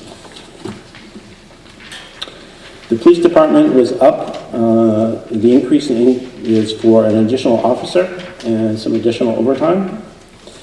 Dispatch was reduced to reflect the actual costs. And the fire department increases were based on fire personnel receiving additional certifications, rank and file, and in-time service with associated wage increases. In code enforcement, there is a part-time employee that's being shifted to full-time, a building inspector. Highway increased, on-call wages are $3,000, and we added $3,000 for traffic control when they're out doing things on the road. Decreased grounds maintenance by $3,000 and other miscellaneous changes. Transfer station eliminated $4,000 for the swap shop in the old builder building. There was some cost savings when we went to a new building, getting rid of the old service and stuff. Solid waste budget increased by $9,493 to reflect the actual cost of disposal of municipal solid waste. Under health agencies, the Goodwin and Homemakers increased their request, and $1,500 was added for the Meals on Wheels service. Recreation budget increased by $825 for Oyster River Youth Association, $820 for supplies and electricity, and $8,000 was added for fireworks at the Lee Fair. The library budget was increased to reflect personnel and insurance expenses, which includes coverage for the part-time assistant librarian. And the Heritage and Conservation Commissions were reduced to 0. And bond interest costs were reduced for the year because the bond interest goes down every single year.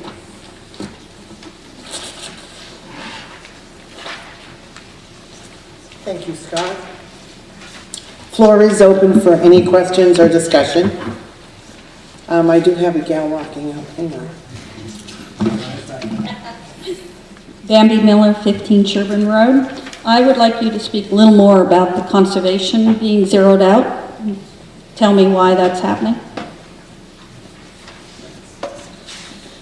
One of the things that happens is, just as we did last year, and I think it was just last year, same thing with the Heritage Commission. There's so much money in their accounts. It was our judgment that they didn't need any more money. I believe they have about $19,000 in their account. Part of it is set up for a fund for the David Allen. I think that's about $3,000. So they have about $16,000. We give them about $5,300 each year. And over the past 4 or 5 years, that number keeps going up in terms of their account. I think about 4 years ago, they had about $6,000, but they keep going up. So we figured in terms of this year, we wouldn't fund them because they have enough money. Same thing happened last year with the Heritage Commission. The Heritage Commission has over $41,000 in their account, and we were giving them money each year too. But that last year and this year, we didn't give them anything because they need to use those particular monies that the legislative body has already given them. So.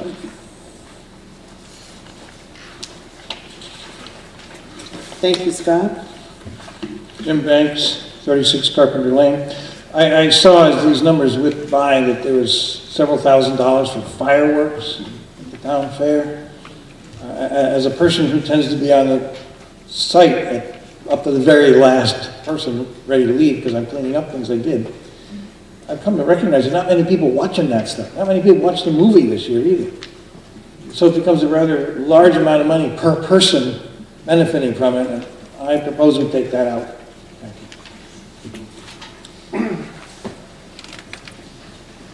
Well, the last time we had fireworks during the semi-quincentennial celebrations, there was a lot of people there.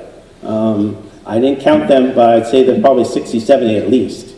So the hope is that that will be a community event that people will come and participate in. Anytime you can get people in the community together for a particular activity, that I think that's a positive thing. But that's just me.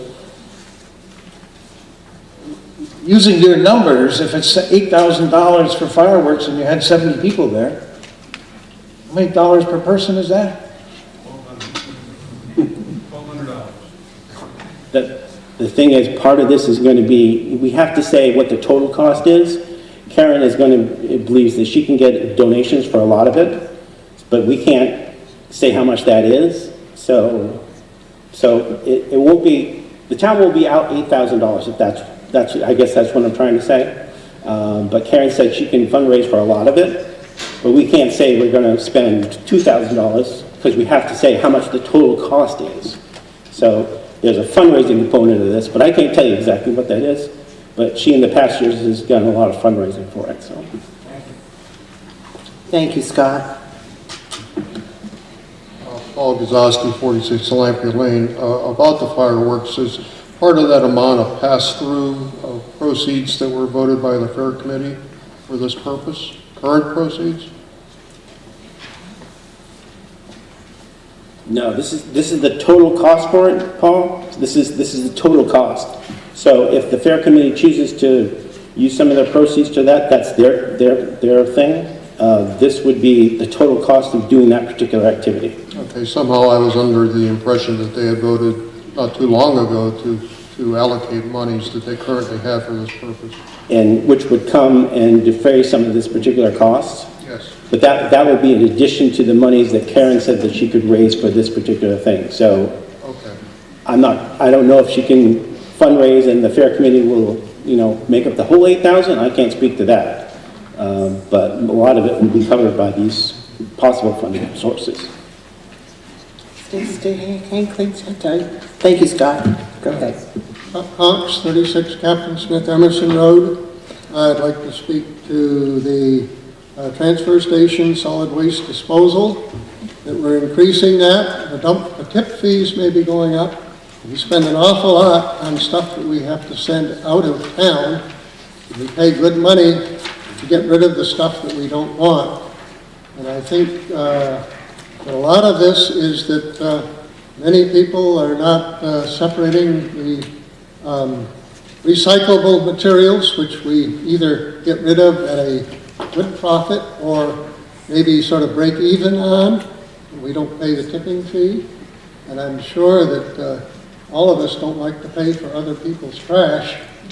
So I think we need to encourage each other to recycle, reuse, or not purchase in the first place those stuff that disappears. From the Sustainability Committee that I'm on, and I think from the Agricultural Committee and other things, that we need to do a better job of recycling, reusing wastes from our kitchen and whatnot. If you don't want to deal with it, your neighbor may have chickens that would love to eat that. Turn it into good compost for their gardens and whatnot. So I think that the town needs to be thinking forward on reducing that number to a very small number. And I think it can be done if we put our minds to it, remind each other, and talk to your neighbors, which I think gets into this talking about of community activities and interactions. I think some of the good things that getting people together, the Ag Commission and Farm Bureau and whatnot is putting out a breakfast in March, Farmers Breakfast, and it's a great opportunity to meet your neighbors and have a very fine feed. And so I wish that we think on these activities. The Park and Recreation, we've increased that, and I think that's important things. Hopefully we've got the committee and whatnot and see that we get some good programs, but I think that would be money well spent. Well said. Thank you, Chuck. Floor is still open for any questions or discussion on Article number 8. Go ahead. One thing, just to follow up with Mr. Cox's comment, one of the things that we're seeing at the transfer station is increased dumping, and part of this is synonymous with the economic activity. When things started to go downhill, kind of in 2008, 2009, tonnages go down because people aren't buying as many things, and they're trying to conserve their money. What we're seeing now at the transfer station is increased tonnages. People are feeling better about things. They're buying that new TV. They're buying this new whatever, and all that comes with packing and stuff. And we're seeing we're seeing an increase in terms of the tonnages. So part of it is, yes, maybe we're not recycling as much as maybe we could, but also in terms of more people are putting stuff in there because they're feeling better about themselves in terms of economic viability. So just that's the thing that happens, that it goes cyclical. So when the economy is doing well, tonnages go up. When the economy is doing so well, tonnages go down. So. Thank you, Scott. Any further questions, comments, or discussion? Cox, 36 Captain Smith Emerson Road. Yes, the other point I didn't make on the recycling is the swap shop, which I think has been, it's a great community there.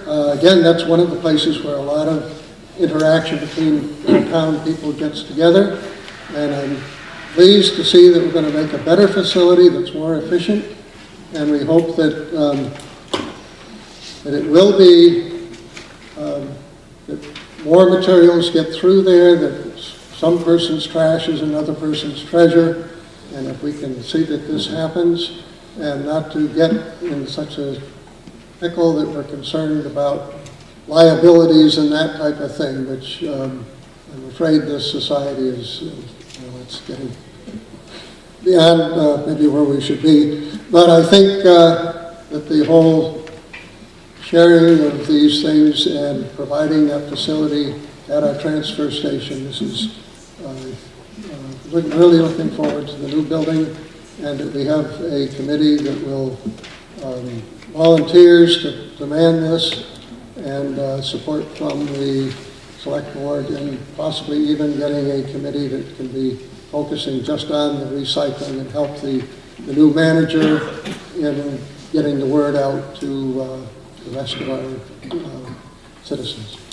Thank you, Chuck. Any further comments or discussion on Article number 8? There being no further discussion at this time, will all those in favor of moving Article number 8 please signify by raising your voter cards, please? I thank you. And all those opposed? And I thank you. I'm going to ask my town clerk to move Article number 8 to the ballot, please. Madam Moderator, I move to restrict reconsideration of Article 8. Second. All right, a motion has been made and seconded to restrict reconsideration of Article number 8. Will all those in favor of restricting reconsideration of Article 8 please signify by raising your voter card? I thank you. Those opposed? Reconsideration of Article number 8 has been restricted by vote of this deliberative body. Chief Nemeth, you want to move Article 9?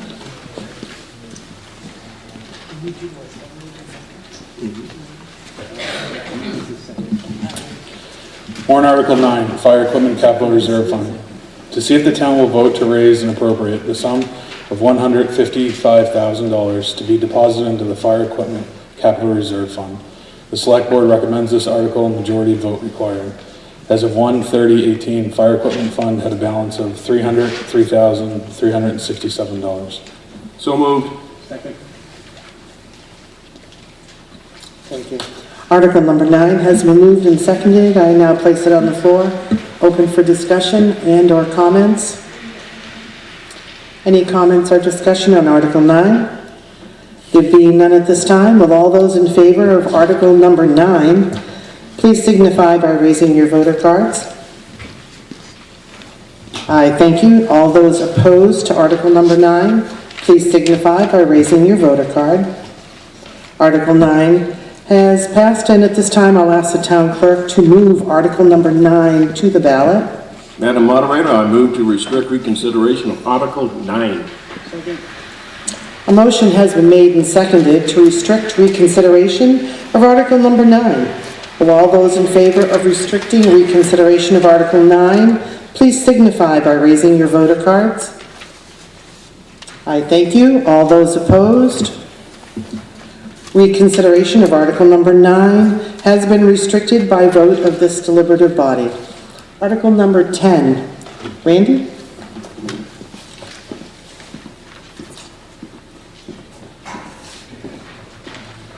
Warrant Article number 10, Highway Equipment Capital Reserve Fund. See if the town will vote to raise and appropriate the sum of $55,000 to be deposited into the Highway Capital Reserve Fund. The Select Board recommends this article. Majority vote required. This is a pretty standard warrant article we've been on for pretty much as long as I've been here, which is a long time. Basically, this is all done with a... Can you just move and second So the moved. article? Oh, you just, Thank you. Go for it. Now you have one yours. oh, okay. I thought you were just going to go. Basically, this is all in the capital reserve plan. It's all planned out so that we replace our vehicles. We try to replace the loader every 17 years, the small trucks every 10 years, and the big trucks. We were buying used trucks, so it wasn't really a plan. We have, since I was here last year, we bought a brand new truck. It's in service. We've had some issues with it, but hopefully we think we're going to get everything straightened out and it'll last 20 to 25 years. So anyway, new truck's a lot of money, and our oldest truck now is 26 years old. It's still running fine. Our oldest plow truck. I don't know when it's gonna quit, but this is basically, there's $137,000 in the fund now, which, if we add to 55, that will allow purchase of another new truck in a year or two. So, pretty standard warrant article. Any questions? Well, an answer?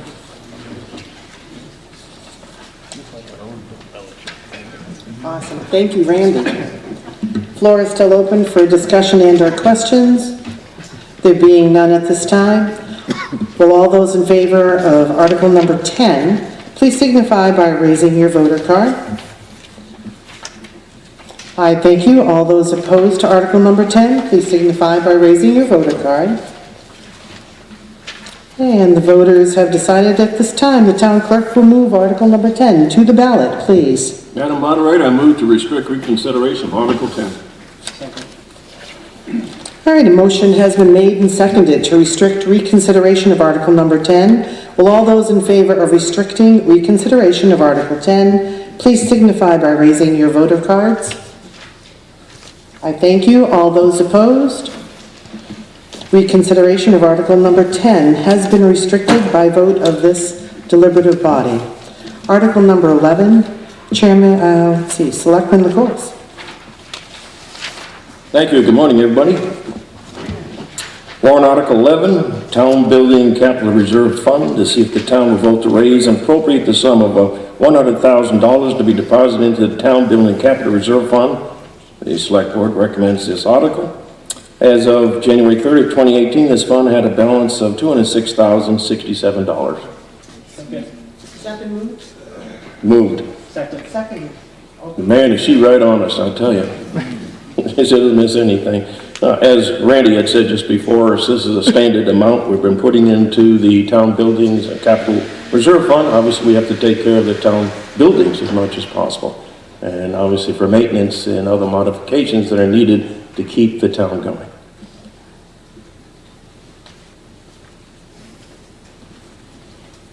Okay, Article 11 is on the floor, open for discussion.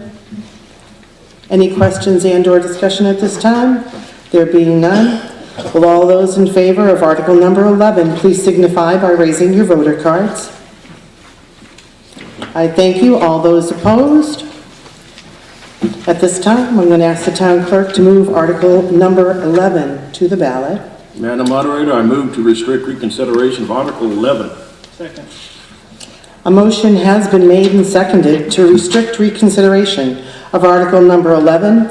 Will all those in favor of restricting reconsideration of Article number 11, please signify by raising your voter cards, please. I thank you. All those opposed?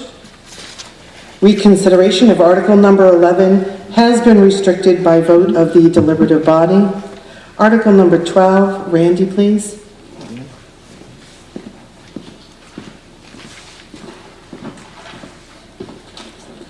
Warrant Article number 12, Highway Road and Bridge Capital Reserve Fund, to see if the town will vote to raise and appropriate the sum of $60,000 to be deposited in the Highway Department Road and Bridge Improvement Capital Reserve Fund. Select Board recommends this article, majority vote required. So moved. Second.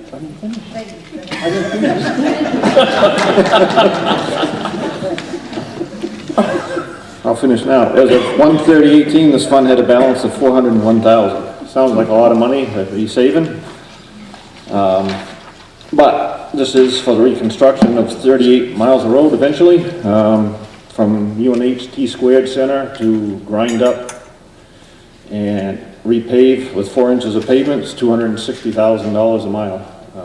It's pretty expensive, everything you do. We also have the Tuttle Road Embankment Project and the Tuttle Road Culvert Project that we've applied for FEMA funds for. The engineer's estimate, we're doing engineering on that. The engineer's estimate for that is $300,000. This is the third time we've applied for funds from FEMA. If we get them, it's good. If we don't, we'll have to take it out of the Capital Reserve Fund. I just heard last night that the grant has been selected as to go in the finalist group. So there is a good chance, but this is a national FEMA grant. It's not a New Hampshire one, so there's a lot of people vying for the money. So we'll have to stay tuned on that one. So basically, there's a lot of we have 5 town-owned bridges. One we replaced at the cost of over $1 million on High Road, which was the state funds at 80% and town funds 20%. We've applied for bridge aid for the Cartland Road Bridge and the Tuttle Road Bridge. Both bridges are 60 years old, and I can tell you they're not going to go another 60 years. So there's a lot of things pending. So I would recommend that some more funds be put in there and we use them wisely. Any questions? Be happy to answer.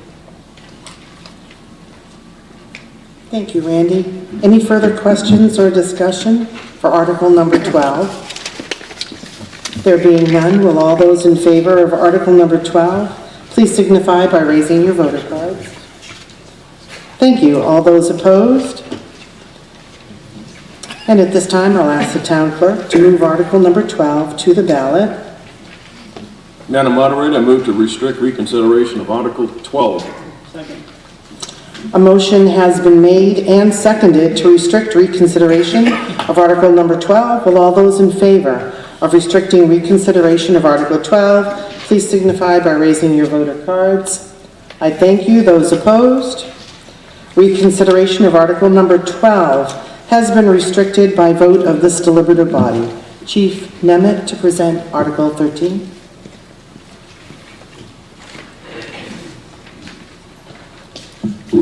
Warrant Article 13, Fire Ponds and Cistern Capital Reserve Fund, to see if the town will vote to raise and appropriate the sum of $25,000 to be deposited into the Fire Ponds and Cisterns Capital Reserve Fund. The Select Board recommends this article, majority vote required. As of 1/30/18, this fund had a balance of $144,673. So moved. Second. Thank you.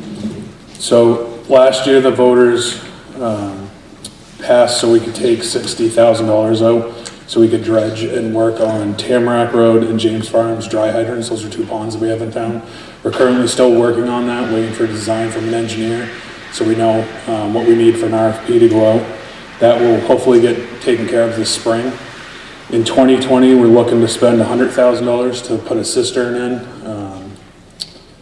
in down by Lee Hook Road, which is an area of town that we don't have much water supply. So this capital reserve plan is to look for the future at the water supply that we have in our community and just upkeep it as we do.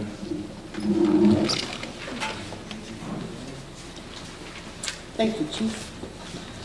All right, Article 13 still on the floor. Any further questions and or discussion? There being none, will all those in favor of Article, just a moment.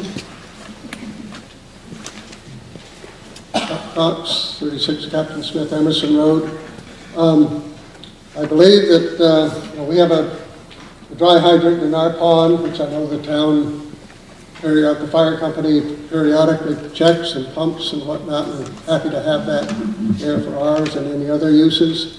And I think that anyone who's paying insurance premiums, I'm sure they are concerned about fire insurance on your homes. If the fire company is in good shape and things are well, your rates are going to be down.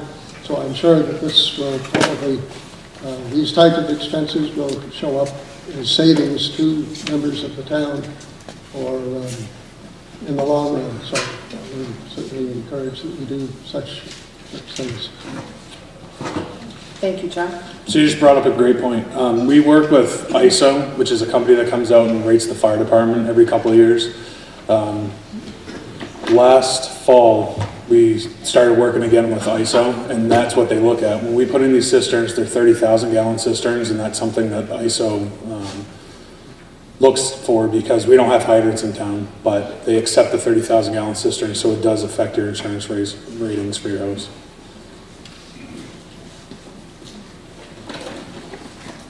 All right, warrant Article 13 still on the floor. Any further discussion and or questions? There being none at this time, will all those in favor of moving Article 13 please signify by raising your voter cards. I thank you. And those opposed? And at this time, I will ask the town clerk to move Article number 13 to the ballot. Madam Moderator, I move to restrict reconsideration of Article 13. Second. Thank you. A motion has been made and seconded to restrict reconsideration of Article number 13. Will all those in favor of restricting reconsideration of Article 13, please signify by raising your voter cards. I thank you. All those opposed? Reconsideration of Article number 13 has been restricted by vote of this deliberative body.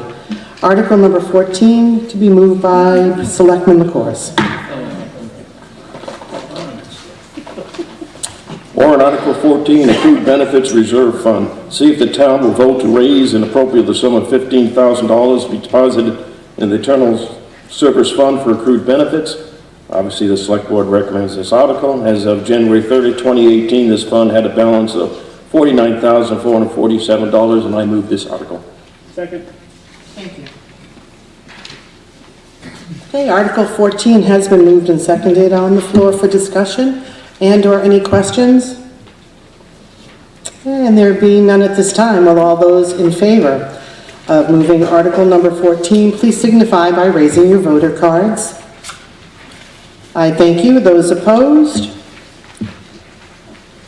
All right, at this time, I'd like to ask the town clerk to move Article number 14 to the ballot, please. Madam Moderator, I move to restrict reconsideration of Article 14. Second. Thank you. A motion has been made and seconded to restrict reconsideration of Article number 14. Will all those in favor of restricting reconsideration of Article 14, please signify by raising your voter cards, please. I thank you.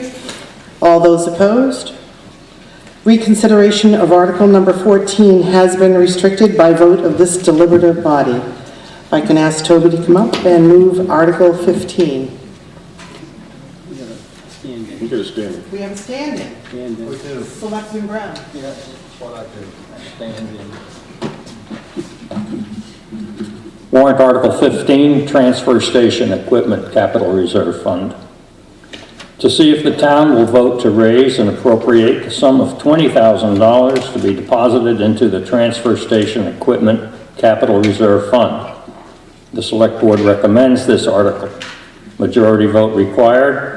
As of January 30th, 2018, this fund had a balance of $126,345. Second. Thank you. The article is moved and seconded. On the floor for discussion.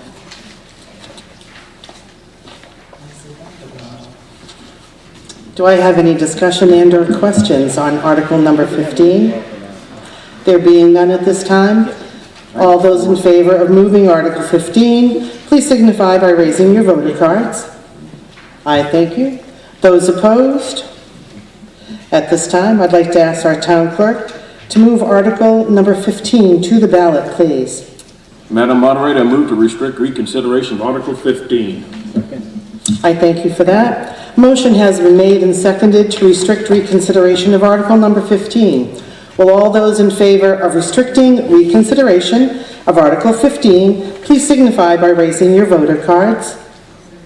I thank you. Those opposed? At this time, reconsideration of Article number 15 has been restricted by vote of this deliberative body. And I will ask Selectman Brown to move Article 16. Warrant Article, Warrant Article 16, Recreation Capital Reserve Fund. To see if the town will vote to raise and appropriate the sum of $6,000 to be deposited into the Recreation Capital Reserve Fund.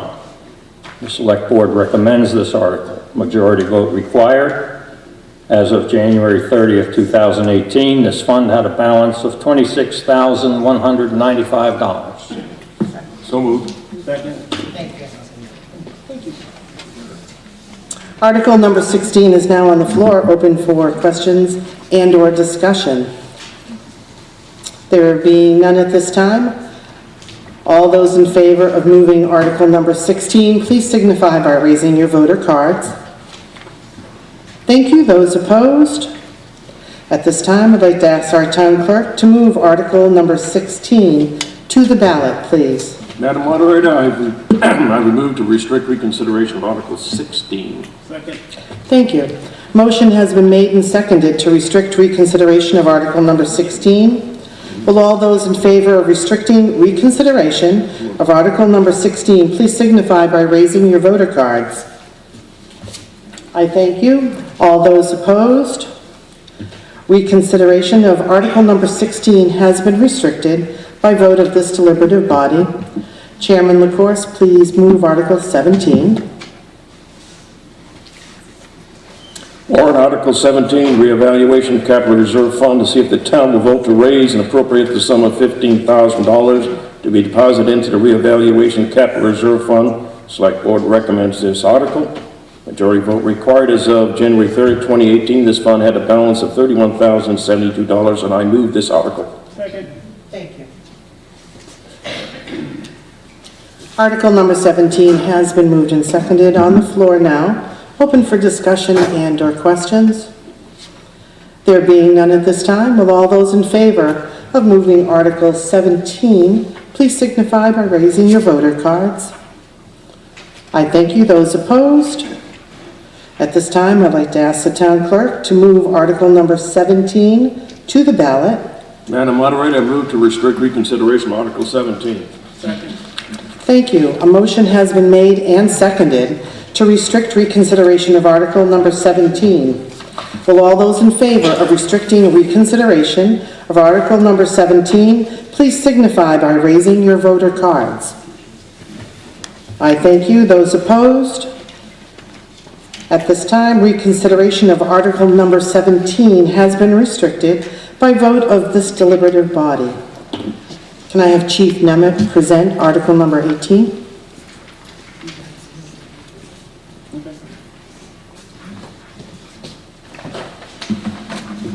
Warrant Article 18, Public Safety Special Duty Revolving Fund. Shall the town vote to authorize the expenditures from the Public Safety Special Duty Revolving Fund also to be utilized for the purpose of purchasing equipment for the fire department? The town established this fund in 2011 pursuant to NHRSA 31:95-H. Revenues received from outside agencies for special duties are deposited into this fund. The Select Board recommends this article. Majority vote required. So moved. Second. Thank you. Article 18 is now on the floor, open for discussion and or any questions. All right, there being none at this time, will all those in favor of Article number 18 please signify by raising your voter cards, please. I thank you. All those opposed? At this time, I'd like to ask our town clerk to move Article number 18 to the ballot, please. Madam Moderator, I move to restrict reconsideration of Article 18. Second. Thank you. A motion has been made and seconded to restrict reconsideration of Article number 18. Will all those in favor of restricting reconsideration of Article 18 please signify by raising your voter cards. I thank you. Those opposed? Reconsideration of Article number 18 has been restricted by vote of this deliberative body. Mr. Hum, are you prepared to present and move Article 19?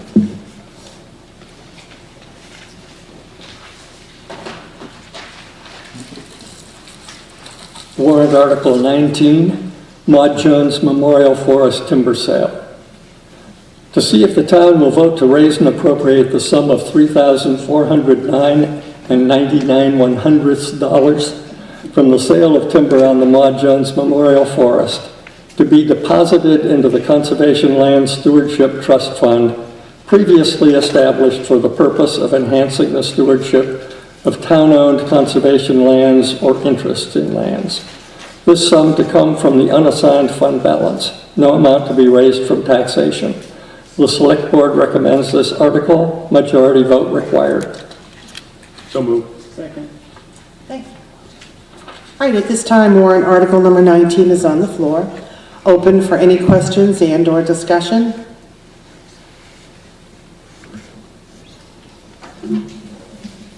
Jennifer Messiter, 147 Wadley Falls Road. Just want to make sure I understand. I'm assuming the sale of timber already happened, Correct. and that's where that very specific number comes from. Exactly. And that money is in the unassigned balance, and you just want to move it. That's correct. Got it. Thank you. Thank you for that question. Any further questions and or discussion for Article number 19? All right, there being no further discussion at this time, Will all those in favor of Article number 19 please signify by raising your voter cards? I thank you. Those opposed? At this time, I'd like to ask our town clerk to move Article number 19 to the ballot, please. Madam Moderator, I move to restrict reconsideration of Article 19. Second.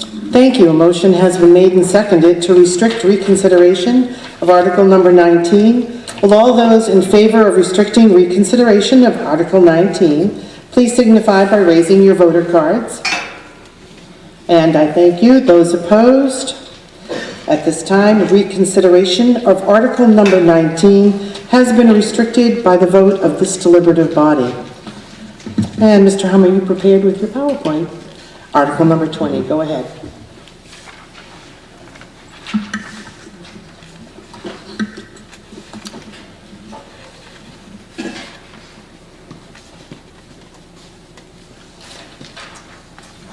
Just read Article 20 so we can move it. Thank you. Warrant Article 20, Town Forest Easement. To see if the town will grant an easement to the Society for the Protection of New Hampshire Forests for the purpose of adding 7.49 acres of the Lee Town Forest to the existing conservation easement. Stratford County Registry of Deeds, Book 3628, page 10102, March 26, 2008. Held by the Society for the Protection of New Hampshire Forests. The Select Board recommends this article. Majority vote required. So moved. Second. Thank you. Floor is yours, sir.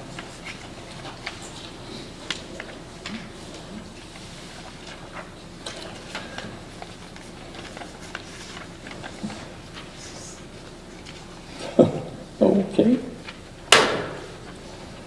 The parcel in question is the pie-shaped,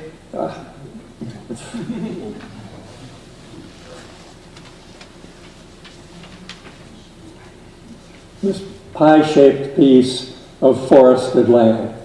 That's 7.49 acres of the town forest.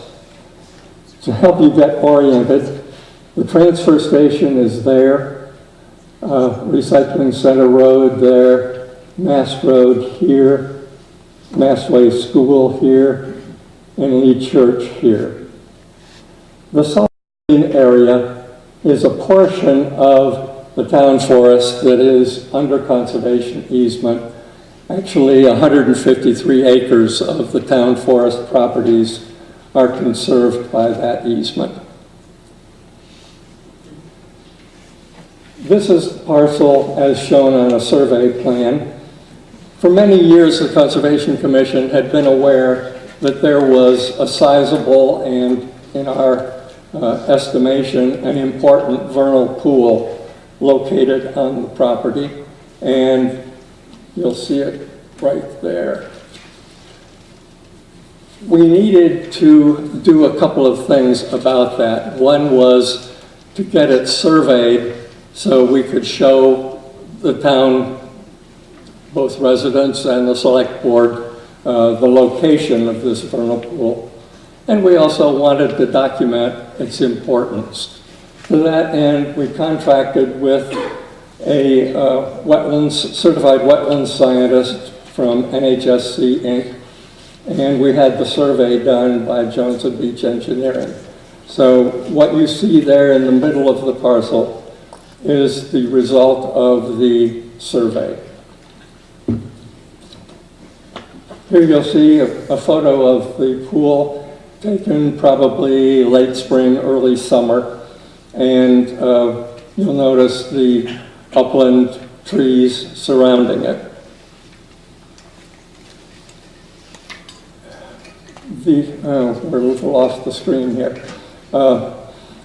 Any of you who have any familiarity with vernal pools are aware that they are important habitat for a lot of amphibians, particularly wood frogs, salamanders of various species.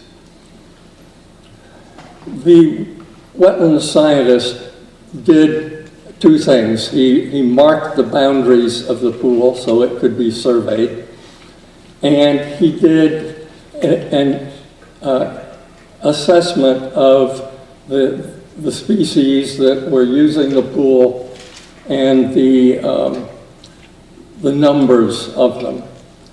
And it was his assessment that this pool is a highly productive pool. Now that is not a term that is of his making. It is widely recognized by scientists who study this kind of habitat.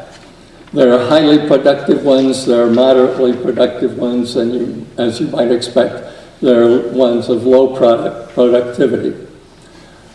What he found in this pool that made it highly productive was a large number of egg masses from the amphibians that breed there. And he also determined that it was particularly,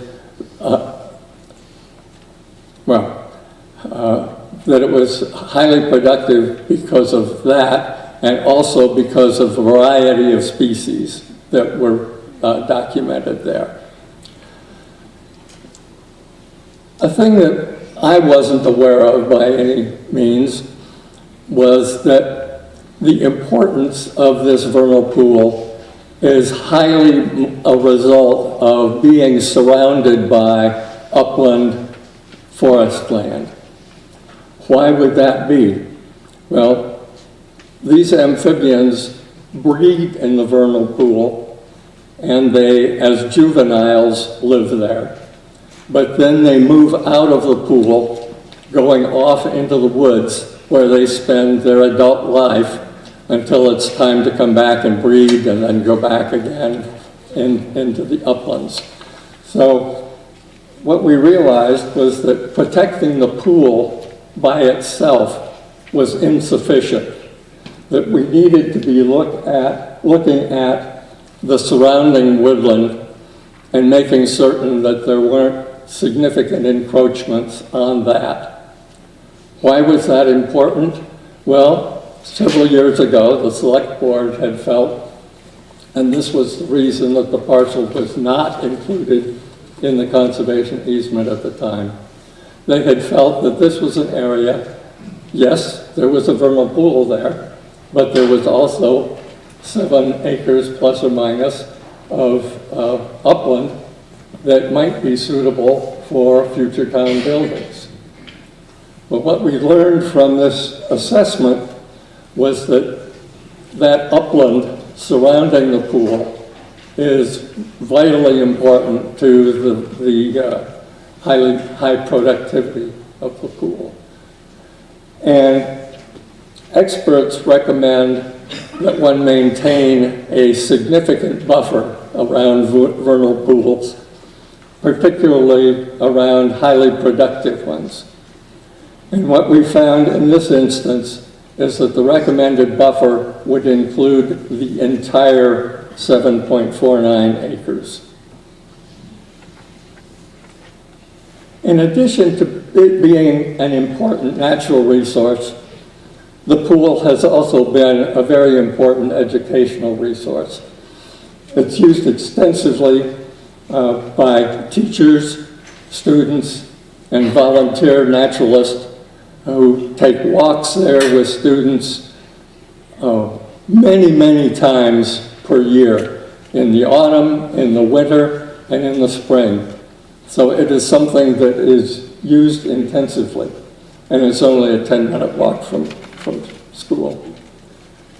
I don't know if you can see the photo very clearly, but here is a small group of students with a naturalist looking at some egg masses.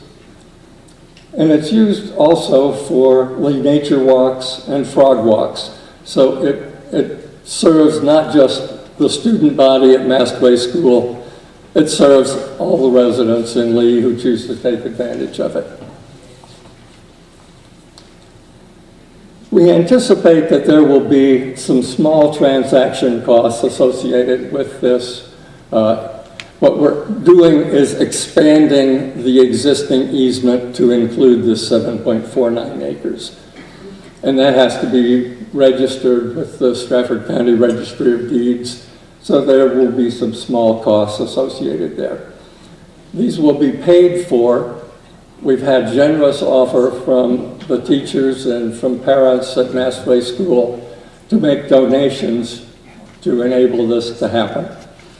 And if there are additional costs, they would be borne by the operating budget of the Conservation Commission. And certainly there's nothing there that would come from new taxes. Thank you, Bill. And I thank you, Bill. Article 20 is still on the floor, open for any questions and/or discussions.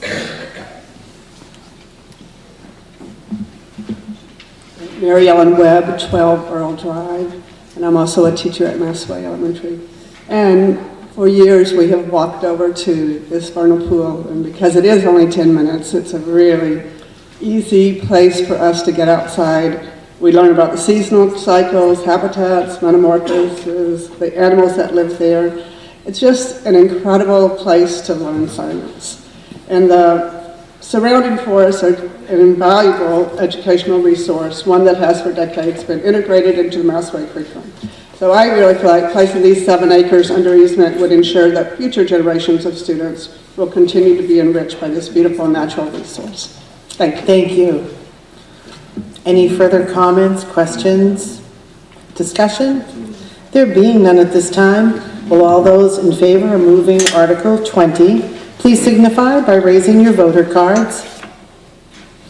I thank you. And those opposed? At this time, I'd like to ask our town clerk to move Article number 20 to the ballot. Madam Moderator, I move to restrict reconsideration for Article 20. Second. I thank you. A motion has been made and seconded to restrict reconsideration of Article number 20. Will all those in favor of restricting reconsideration of Article 20 please signify by raising your voter cards? Thank you. Those opposed? Reconsideration of Article number 20 has been reconstructed by vote of this deliberative body. Can I have Selectman Brown move Article number 21?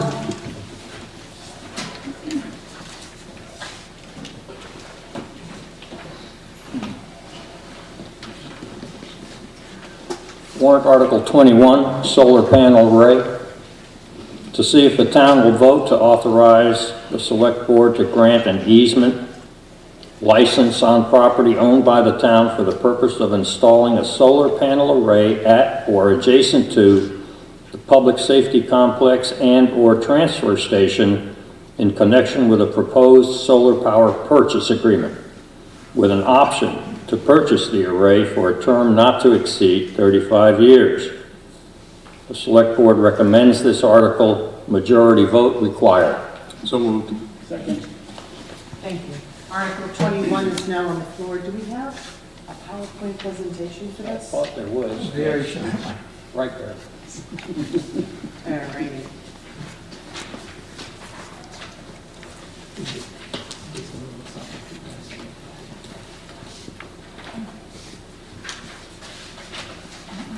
Thank you. Lou Grondin, 14 Howell Lane, Lee, New Hampshire. I'm on the Energy Committee in Lee, and we're proposing a solar project for the town of Lee. We've looked at 4 different sites, and the first site we looked at was the roof of the public safety complex, and then we had studies made on 2 ground mounts, one near the public safety complex and one at the transfer station. And the last one we looked at is for a roof system on the transfer station. And this is, there's a lot of details. I don't have a PowerPoint presentation, but I do have a handout if anybody's interested. Is anybody interested in a handout on this information? Raise your hand and we'll pass one out. All right, let me go to my handout, if I haven't handed it out yet. I did. I don't have my own handout. I need it. Okay. Thank you. All right, so just as it turns out, the transfer station roof proposal is the one that's actually the most cost-effective per watt. For instance, the cost per watt on the safety complex was $2.30. The cost per watt on the transfer station is $2.28. So it's a little bit less. The ground mounts are more like $2.90. So actually the one on the transfer station seems like the best option to us. It's also the one that produces the most power. It's the electricity that we get for the transfer station and the public safety complex comes from the co-op. And the power that we will get from the transfer station roof array will cover almost all of the costs of the electricity for the public safety complex and the transfer station. So that's the one we're promoting. Just to give you a few details, the installation is going to be a 106.75 kilowatt solar system.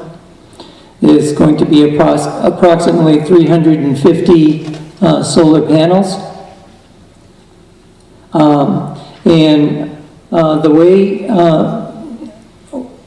the proposal that we have is from a company called Revision Energy. They're a solar company. They've been around for a long time. They've done a lot of work. In fact, lots of residents from Lee have just had arrays built on their homes from Revision Energy. Durham has three contracts with Revision Energy. These are called power purchase agreement.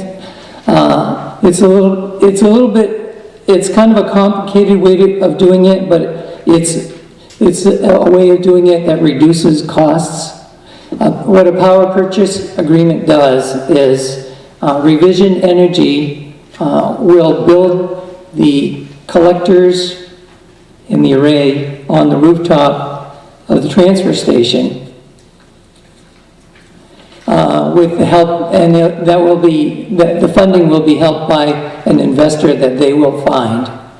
And the town won't have to pay any building costs whatsoever, unless they want to just have it built themselves, but it's actually cheaper doing it this way. For instance, the town will get the array. It would be built by Revision, and Revision will sell the energy to the town. Is that okay? All right, and so I did a few comparisons. We have a long proposal from Revision Energy. It's 6 pages long. It's very detailed. I didn't think we'd have time to go through everything here, so I'm doing some highlights. Just to break costs down, right now, the costs of power from the array on the transfer station roof will be 10.3 cents a kilowatt per kilowatt hour. That's the Revision offer. Right now we're paying 14.56 cents per kilowatt. So that's 30% less than what we're paying for now. There's some stranded costs for the grid and infrastructure. That's about 3.5 cents per kilowatt. Another thing to consider is that electric rates have been forecast to rise at 2.5% a year. Under the agreement in year 3, costs from the array will actually go up 2%, but that's a 0.5% less than what's projected from the co-op. Now, historical rates for increasing costs for power are 3.7%, but that's gone down a little bit to closer to 2.5%. In the first year,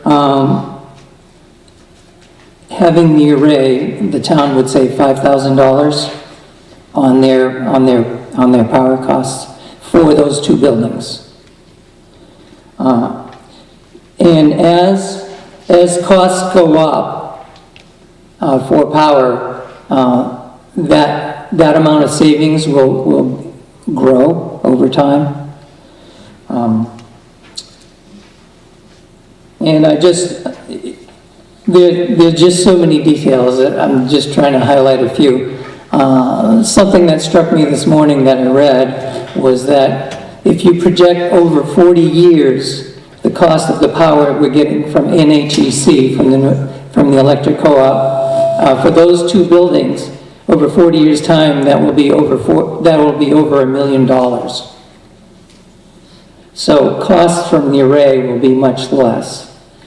Another feature of this proposal is that the town has the option to buy the solar array, and the ideal time to buy that is year 6. And if you're not looking at the paper, the actual cost of the array to build is $243,000, almost $244,000. But after 5 years, we have the option to buy that for $146,000, which is almost $100,000 of savings after 5 years.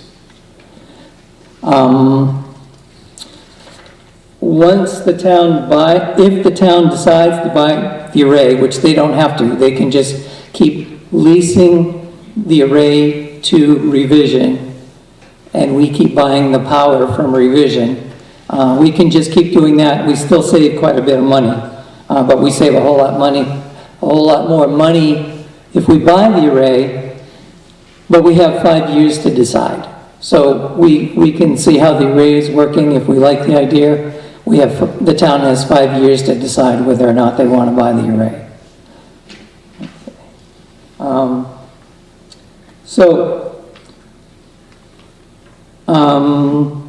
We do all of this through a power purchase agreement. What is a power purchase agreement? The town signs a 25-year contract with Revision and the investors. It might be a bank who actually owns it, to lease the transfer station roof to Revision, and then the town agrees to buy the power from the array for a minimum of 25 years. And then we have options to do that for 2 more 5-year periods. In other words, at year 25, if we're still leasing at year 25, we can opt to lease for another 5 years, and then at year 30, we can opt to lease for another 5 years. So we never have to buy it if we don't want to.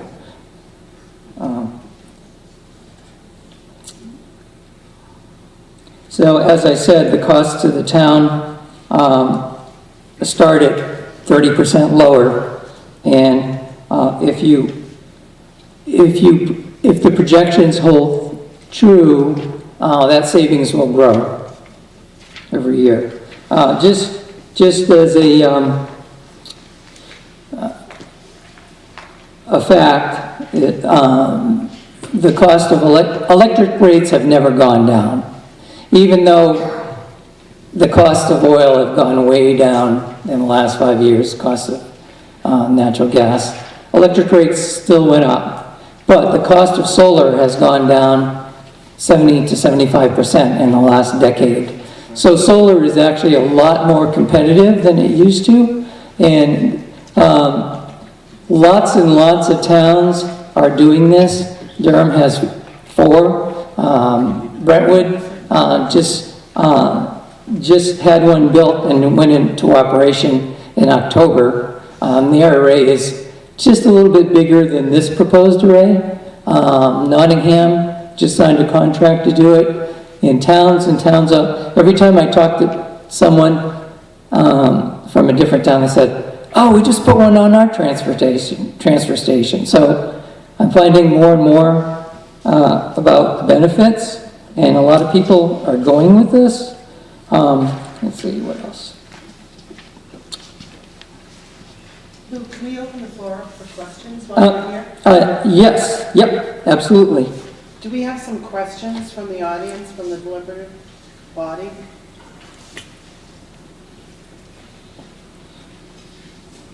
Jennifer Messiter, 147 Wadley Falls Road. The article itself talks about an easement or license for the purpose of installing. So if this passes, that's pretty much a go-ahead to actually install, or will we have to vote again next year about whether or not we want to actually install? I don't know if I can actually answer that question. This would be the town giving permission for the select board to go ahead, negotiate the PPA, and have the array installed. Okay. And is it a blanket easement on all town properties? No, I believe not. Just the transfer station roof. In fact, just one side of it. Just the good side. Actually, as the warrant article is written, it would allow the select board to place it on or near either the transfer station or the public safety complex.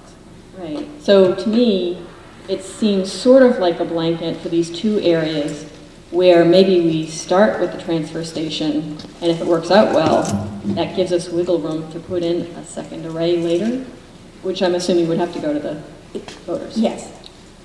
Okay, thank you.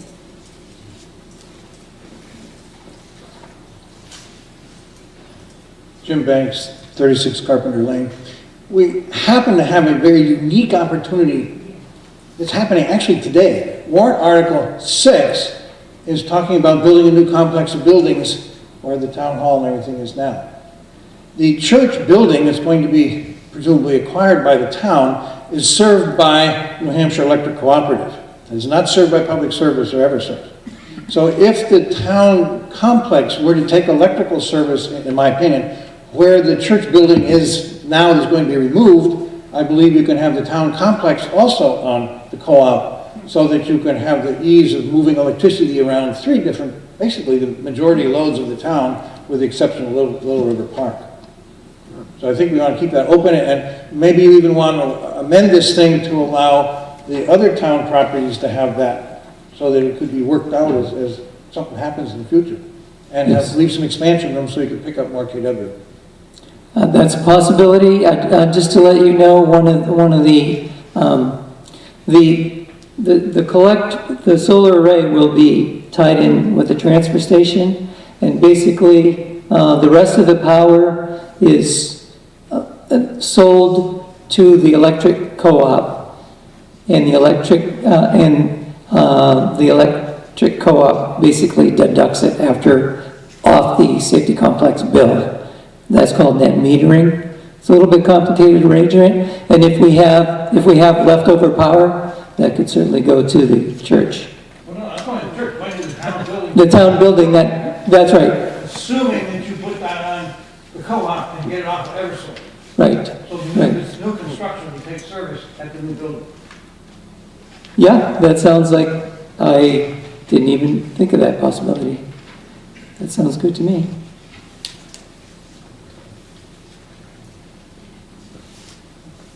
Ops 36 Captain Smith Emerson Road.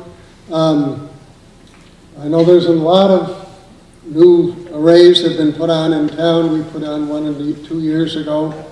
And I think it's just the future, that we're all concerned with the environment and whatnot, that fossil fuels, I think, are out, or will be out for climate, for the CO2 climate change effects that we have, and that this is certainly one thing that the town can do on this here. And certainly one of the next article certainly deals with this same issue, but I strongly recommend that we go here. This gives us, I think, an opening to get started. I think we can trust our selectmen to do a good job in getting a contract that serves the town well, and hopefully that this is just the beginning of what we can be doing. Thank you, Chuck. Do you have any more questions? John Tappan, 187 Stepping Stones Road. Just to clarify, if you have generating excess power at the transfer station, you're paying 10.3 cents for that power. You're selling it to the co-op and getting 11 cents for it. And at the public safety complex or at some other site, you're still paying 14.56. There is, each site is metered separately. So transfer station is metered separately. The town center, if it was on the same company service, it still would be metered separately unless you run your own line from transfer station to town center. And again, public safety complex is metered separately. Again, unless you run your own power line. I don't really know the details of net metering and how that works for each individual building.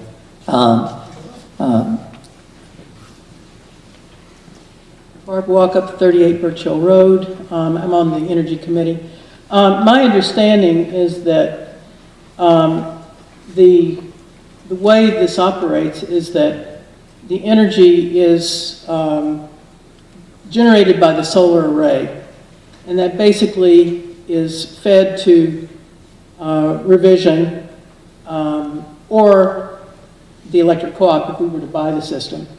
And we get credit for whatever energy we produce toward our co-op bills. So those co-op bills can be for any of the buildings that the town owns.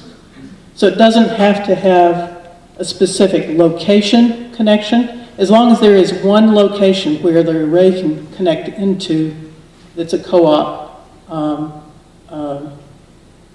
link, anyway, to the grid. And so I don't think it makes a difference as far as, the differences in the amount that we are paying at each building. It's really kind of one bill that we pay towards the co-op. That's my understanding. In other words, the array will be producing electricity at 10.3 cents, and will be offsetting the electricity that we would have been paying for 14.5 cents. That's the way I think of it. Do I have any more questions and or discussion? Please don't.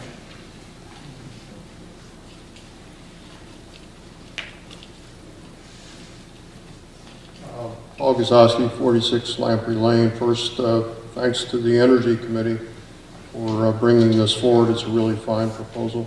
I just want to make sure I understand the process. So if the town were to vote this through, the select board becomes the agents to negotiate. I'm assuming that there are a lot of variables now, 30% tariff on panels coming into the country that are out there that aren't friendly. I imagine our legal counsel would be part of any negotiation. So I think it's a wonderful proposal, and it certainly minimally would do a wonderful job of offsetting a whole lot of carbon. So, so thank you. Thank you,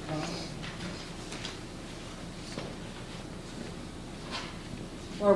Barb Walkup, 38 Birch Hill Road. I just wanted to add a comment. I don't think Lou mentioned this. My understanding is the revision proposal includes the tariff.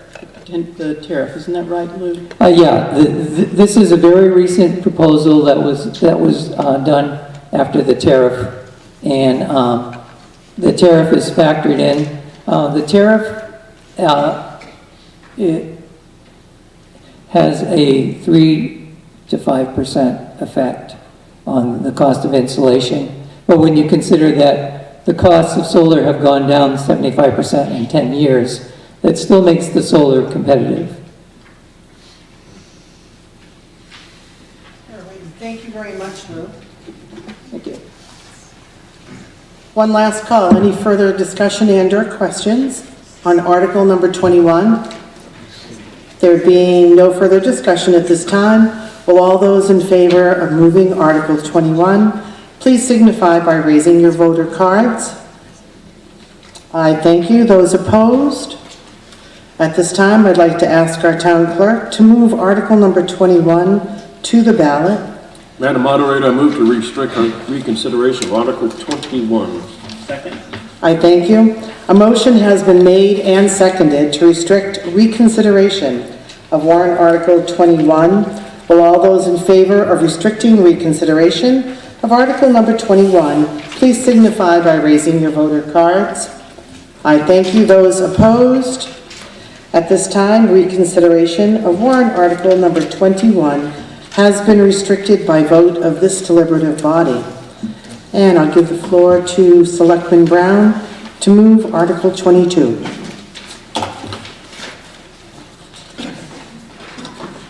Article 22, offshore wind power. Shall the town of Lee express its support for New Hampshire to join efforts in Massachusetts and Maine for the development of offshore wind power by asking the town clerk to, within 60 days of a positive vote, request that the selectmen write a letter to Governor Sununu that urges the Federal Bureau of Ocean Energy Management to allow him to appoint a bipartisan task force of stakeholders to move forward on including wind energy in the state's suite of renewable energy plans. Floating wind turbines located far offshore in federal waters are barely visible from 20 miles away and could contribute toward the goal of using 100% renewable energy by the year 2050. The Select Board recommends this article, majority vote required. So moved. Second. Thank you. Okay, warrant Article number 22 has been moved and seconded, and I open it up on the floor for any questions and/or discussion.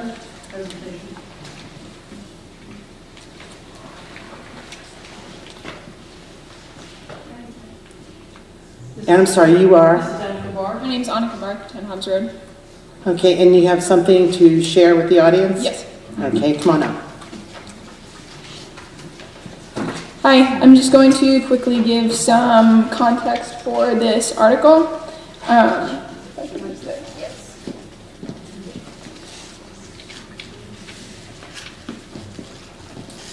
So the Department of Energy conducted a study that found that there are 2,000 megawatts of economically recoverable wind energy off the coast of New Hampshire.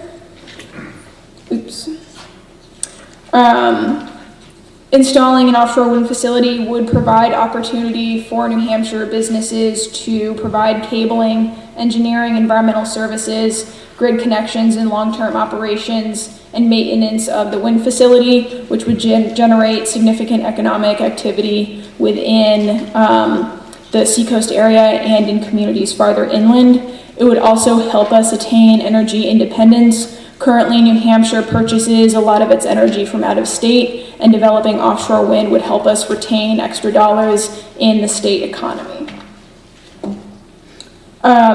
So the most optimal sites actually lie within federal waters 15 to 20 miles offshore. So it is not within the state's jurisdiction. It is the responsibility of the Federal Bureau of Ocean Energy Management to grant a lease to a developer to eventually conduct a wind facility. And the Bureau facilitates this process by convening an intergovernmental task force, which is made up of representatives from the Bureau and from local and state elected officials who are appointed by the governor. And the purpose of the task force is to inform the decisions that the Bureau makes by incorporating input from stakeholders, such as people like you and I, local environmental groups and commercial fishermen, in order to ensure that the decisions that the Bureau makes accurately represents the realities and the concerns and the desires of people in New Hampshire communities.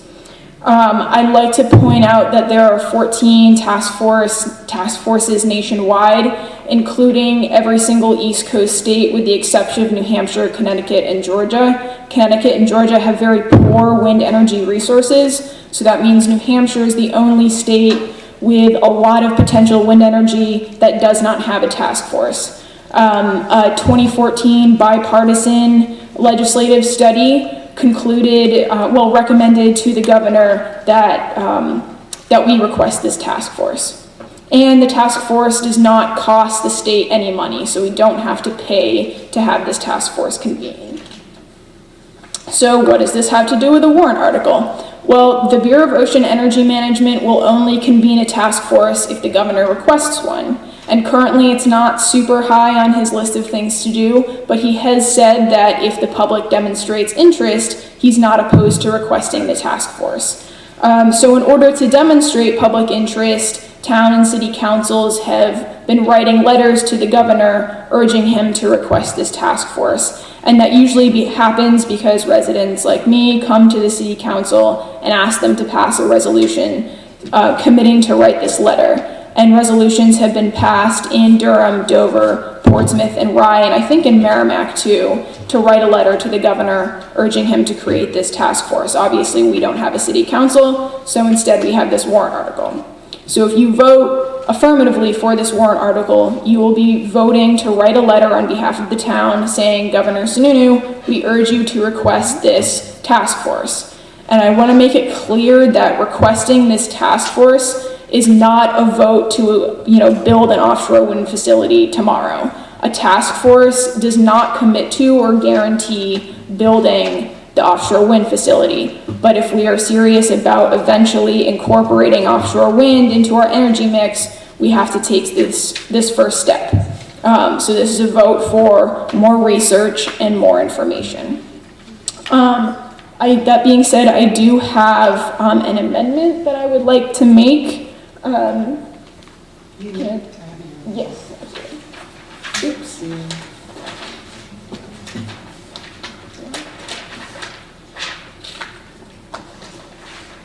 Excuse me just one moment.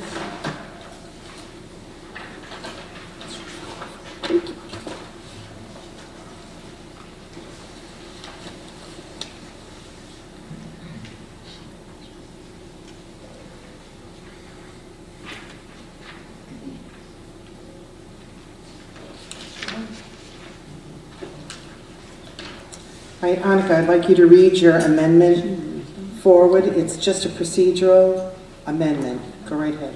Okay.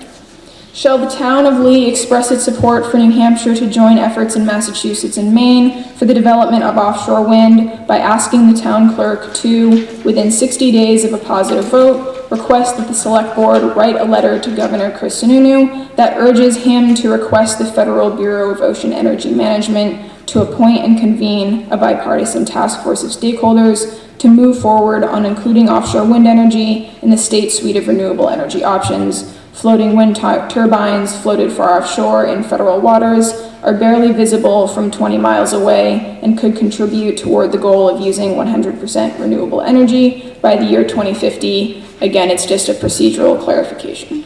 Do I have a motion? So moved. And a second? Thank you.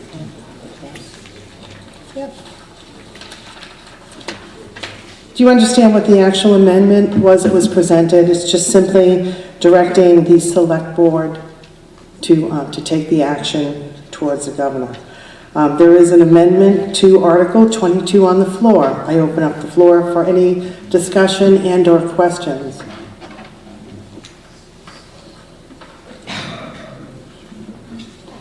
Jennifer Messiter, 147 Wadley Falls Road. Thank you. I thought there was a step missing. I am in support of researching this so that we can make the best educated decision on any energy solution. I was discussing this with someone who has other concerns with the wording because it struck him as we're not researching, we are doing. The word development and moving forward on including to him. And he's also for researching, but the last time I talked to him, he was inclined to vote against this because of, it sounded to him like this wasn't about research. I don't see the words research and study in here at all. Go right ahead. So so the article is to request that the governor, to urge the governor to request the task force. And if the task force's research, shows that it is responsible and economically viable to develop the wind facility, then they will move forward and do that. But if the research comes back and shows that, the wind energy is there, but for whatever reasons we shouldn't develop it, then they won't develop it. So it is a first step in the developmental process, but it is not a commitment to develop. It's not worded that way. Okay.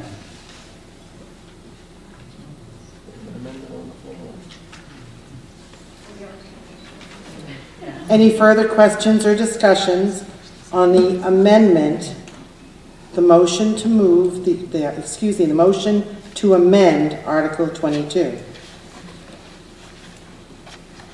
All right, there being no further questions and or discussion, there has been brought forward an amendment to Article 22. Shall the town of Lee express its support for New Hampshire to join efforts in Massachusetts and Maine for the development of offshore wind power by asking the town clerk to, within 60 days of a positive vote, request that the select board write a letter to Governor Chris Sununu that urges him to request the Federal Bureau of Ocean Energy Management to appoint and convene a bipartisan task force of stakeholders to move forward on including offshore wind energy in the state's suite of renewable energy options. Floating wind turbines floated far offshore in federal waters are barely visible from 20 miles away and could contribute toward the goal of using 100% renewable energy by the year 2050. All those in favor of amending Warrant Article 22, please signify by raising your voter cards. I thank you. All those opposed to amending Warrant Article 22. And I thank you. Warrant Article 22 has been amended. Excuse me. Sorry. I believe that the language that's in the PowerPoint is the language that was given to us because this came to us as a petition warrant article. And it's not exactly the same as the language that was just read as being amended. Meaning, I understand the amended language, but there's some minor differences in the language. That's okay. We just voted to accept the amendment. That's fine, just as long as everybody understands that it's not just these bolded words that are amended. Exactly. Okay. All right. That's why I took the time to make sure I read the amendment. Okay, just asking. There we go. Alrighty, so our warrant Article 22 has been amended. All those in favor of moving the amended warrant Article 22? Go ahead, Chuck. Yeah, I thought we had this discussion here. I think from the Sustainability Committee, again, Chuck Cox, 36 Captain Smith Emerson Road, that this is something that we need to be moving forward on. I'm glad that it was mentioned that this was a petition from members of the Lee community, and I'm happy to see that the selectmen have moved forward and taken this on as their recommendation as well. I think this is certainly a ground community support for this activity. Again, the direction that we need to be moving. I think certainly gives the selectmen a chance to write the letter as they find the best way. If there's questions on how it needs to be stated, we need to get the governor and the rest of the state on board with this. I see it nothing but a very positive move for the town of Lee and the region and the nation as a whole. Thank you, Chuck. Any further discussion and/or questions before we move forward? Thank you. Mark Walkup, 38 Birch Hill Road, member of the Lee Energy Committee. This idea for the warrant article came to the Lee Energy Committee, and so we're the ones who discussed it and ultimately developed the warrant article as it is. I think Jen makes an interesting point. The way the wording could be amended, I think, to clarify the purpose of the task force, so that it says something to the effect of to appoint a bipartisan task force for the purpose of research and exploration of wind energy in the state. I guess that's what I'm trying to decide, if that something like that might be satisfactory. Jen Mester, 147 Wildlife Falls Road. I was thinking about how to address this perceived gap, and if we stuck a sentence in after including wind energy and renewable energy plans, period, the purpose of the task force would be to study the feasibility and environmental impact of a floating wind installation 20 miles Sorry, offshore. I'm not following where you are. Oh, it's in between, after the first sentence.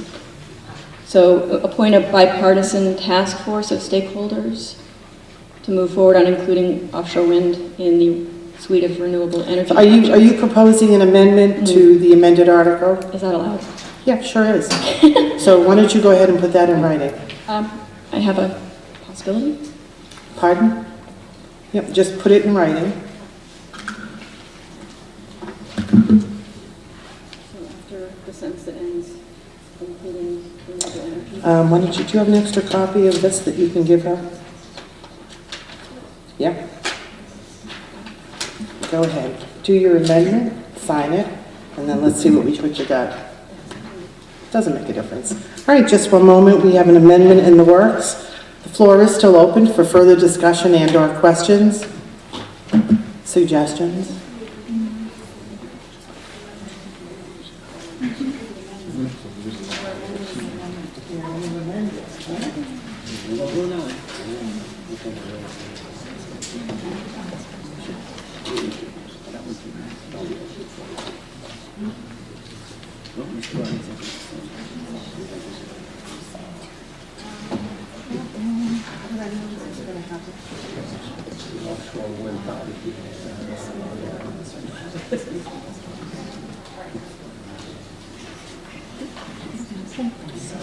No, that's okay.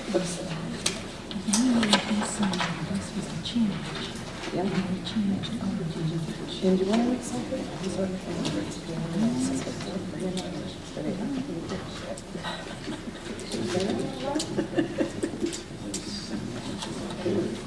Look at him.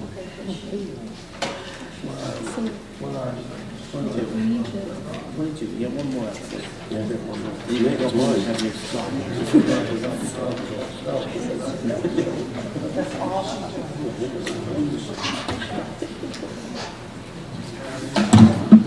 I have before me a request to move and amend to amend warrant article 22.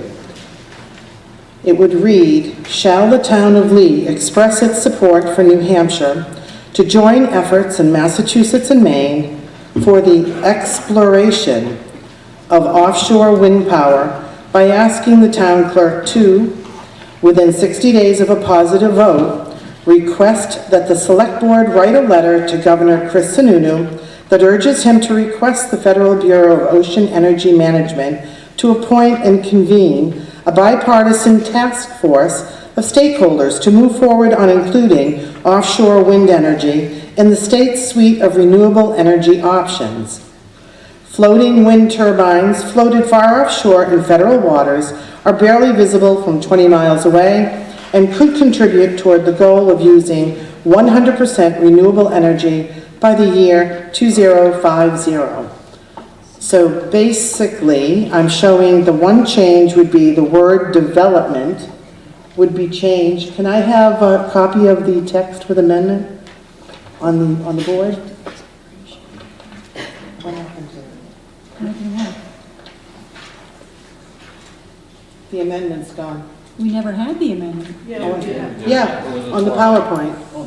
Oh, the PowerPoint, my bad. Yeah. Can you put the amendment back up there? All righty. Beautiful. So basically, this is the amendment that's before us now. It has not been moved, but the only change will be the word development becomes exploration. Is that clear? Do I have a motion to amend? Your name? And do I have a second? And your name? Thank you. A motion has been made and seconded to amend the amendment to Warrant Article 22. I now open the floor up for further discussion. There being none, all those in favor of further amending Warrant Article number 22, please signify by showing your voter cards. Thank you. Those opposed to the current amendment to Warrant Article 22? All right, at this time, Warrant Article number 22 has been amended as just read. All those in favor of moving the second amended Warrant Article 22, please signify by show of voter card. Thank you. All those opposed? At this time, I'll ask the town clerk to move to the warrant the second amendment to Warrant Article 22. Madam Moderator, I move to restrict reconsideration of Article 22. Second. Thank you. A motion has been made and seconded to restrict reconsideration of the amended Warrant Article number 22. Will all those in favor of restricting reconsideration of Article 22, please signify by raising your voter cards. I thank you. Those opposed? Reconsideration of Warrant Article number 22 has been restricted by vote of this deliberative body. And if I can ask John LaCourse to please move Article 23. Warrant Article 23, Contingency Fund. To see if the town will vote to establish a contingency fund for fiscal year 2019 for unanticipated expenses that may arise, and further to raise and appropriate $20,000 to go into the fund. This sum to come from the unassigned fund balance and no amount to be raised from taxation. Any appropriation left in the fund at the end of the year will lapse to the general fund. The governing body shall annually publish a detailed report of all expenditures from the fund. This is recommended by the Board of Selectmen. And I move Article 23. Second. Thank you. Article number 23 has been moved and seconded. I open the floor up for discussion and/or questions on Article 23. There being no discussion or questions at this time, will all those in favor of moving Article number 23, please signify by raising your voter cards. I thank you. Those opposed? I'm going to ask our town clerk to move Article number 23 to the ballot. Madam Moderator, I move to restrict reconsideration of Article 23. Second. Thank you. I appreciate that. A motion has been made and seconded to restrict reconsideration of Article number 23. Will all those in favor of restricting reconsideration of Article number 23 please signify by raising your voter cards. I thank you. Those opposed? Reconsideration of Warrant Article 23 has been restricted by vote of this deliberative body. Do I have a motion? Sure, go right ahead. First of all, I want to thank everybody for coming and being part of the governance of your town. I appreciate it very much. I would also like to thank Madam Moderator for keeping us on the straight and narrow at this point. So thank you very much.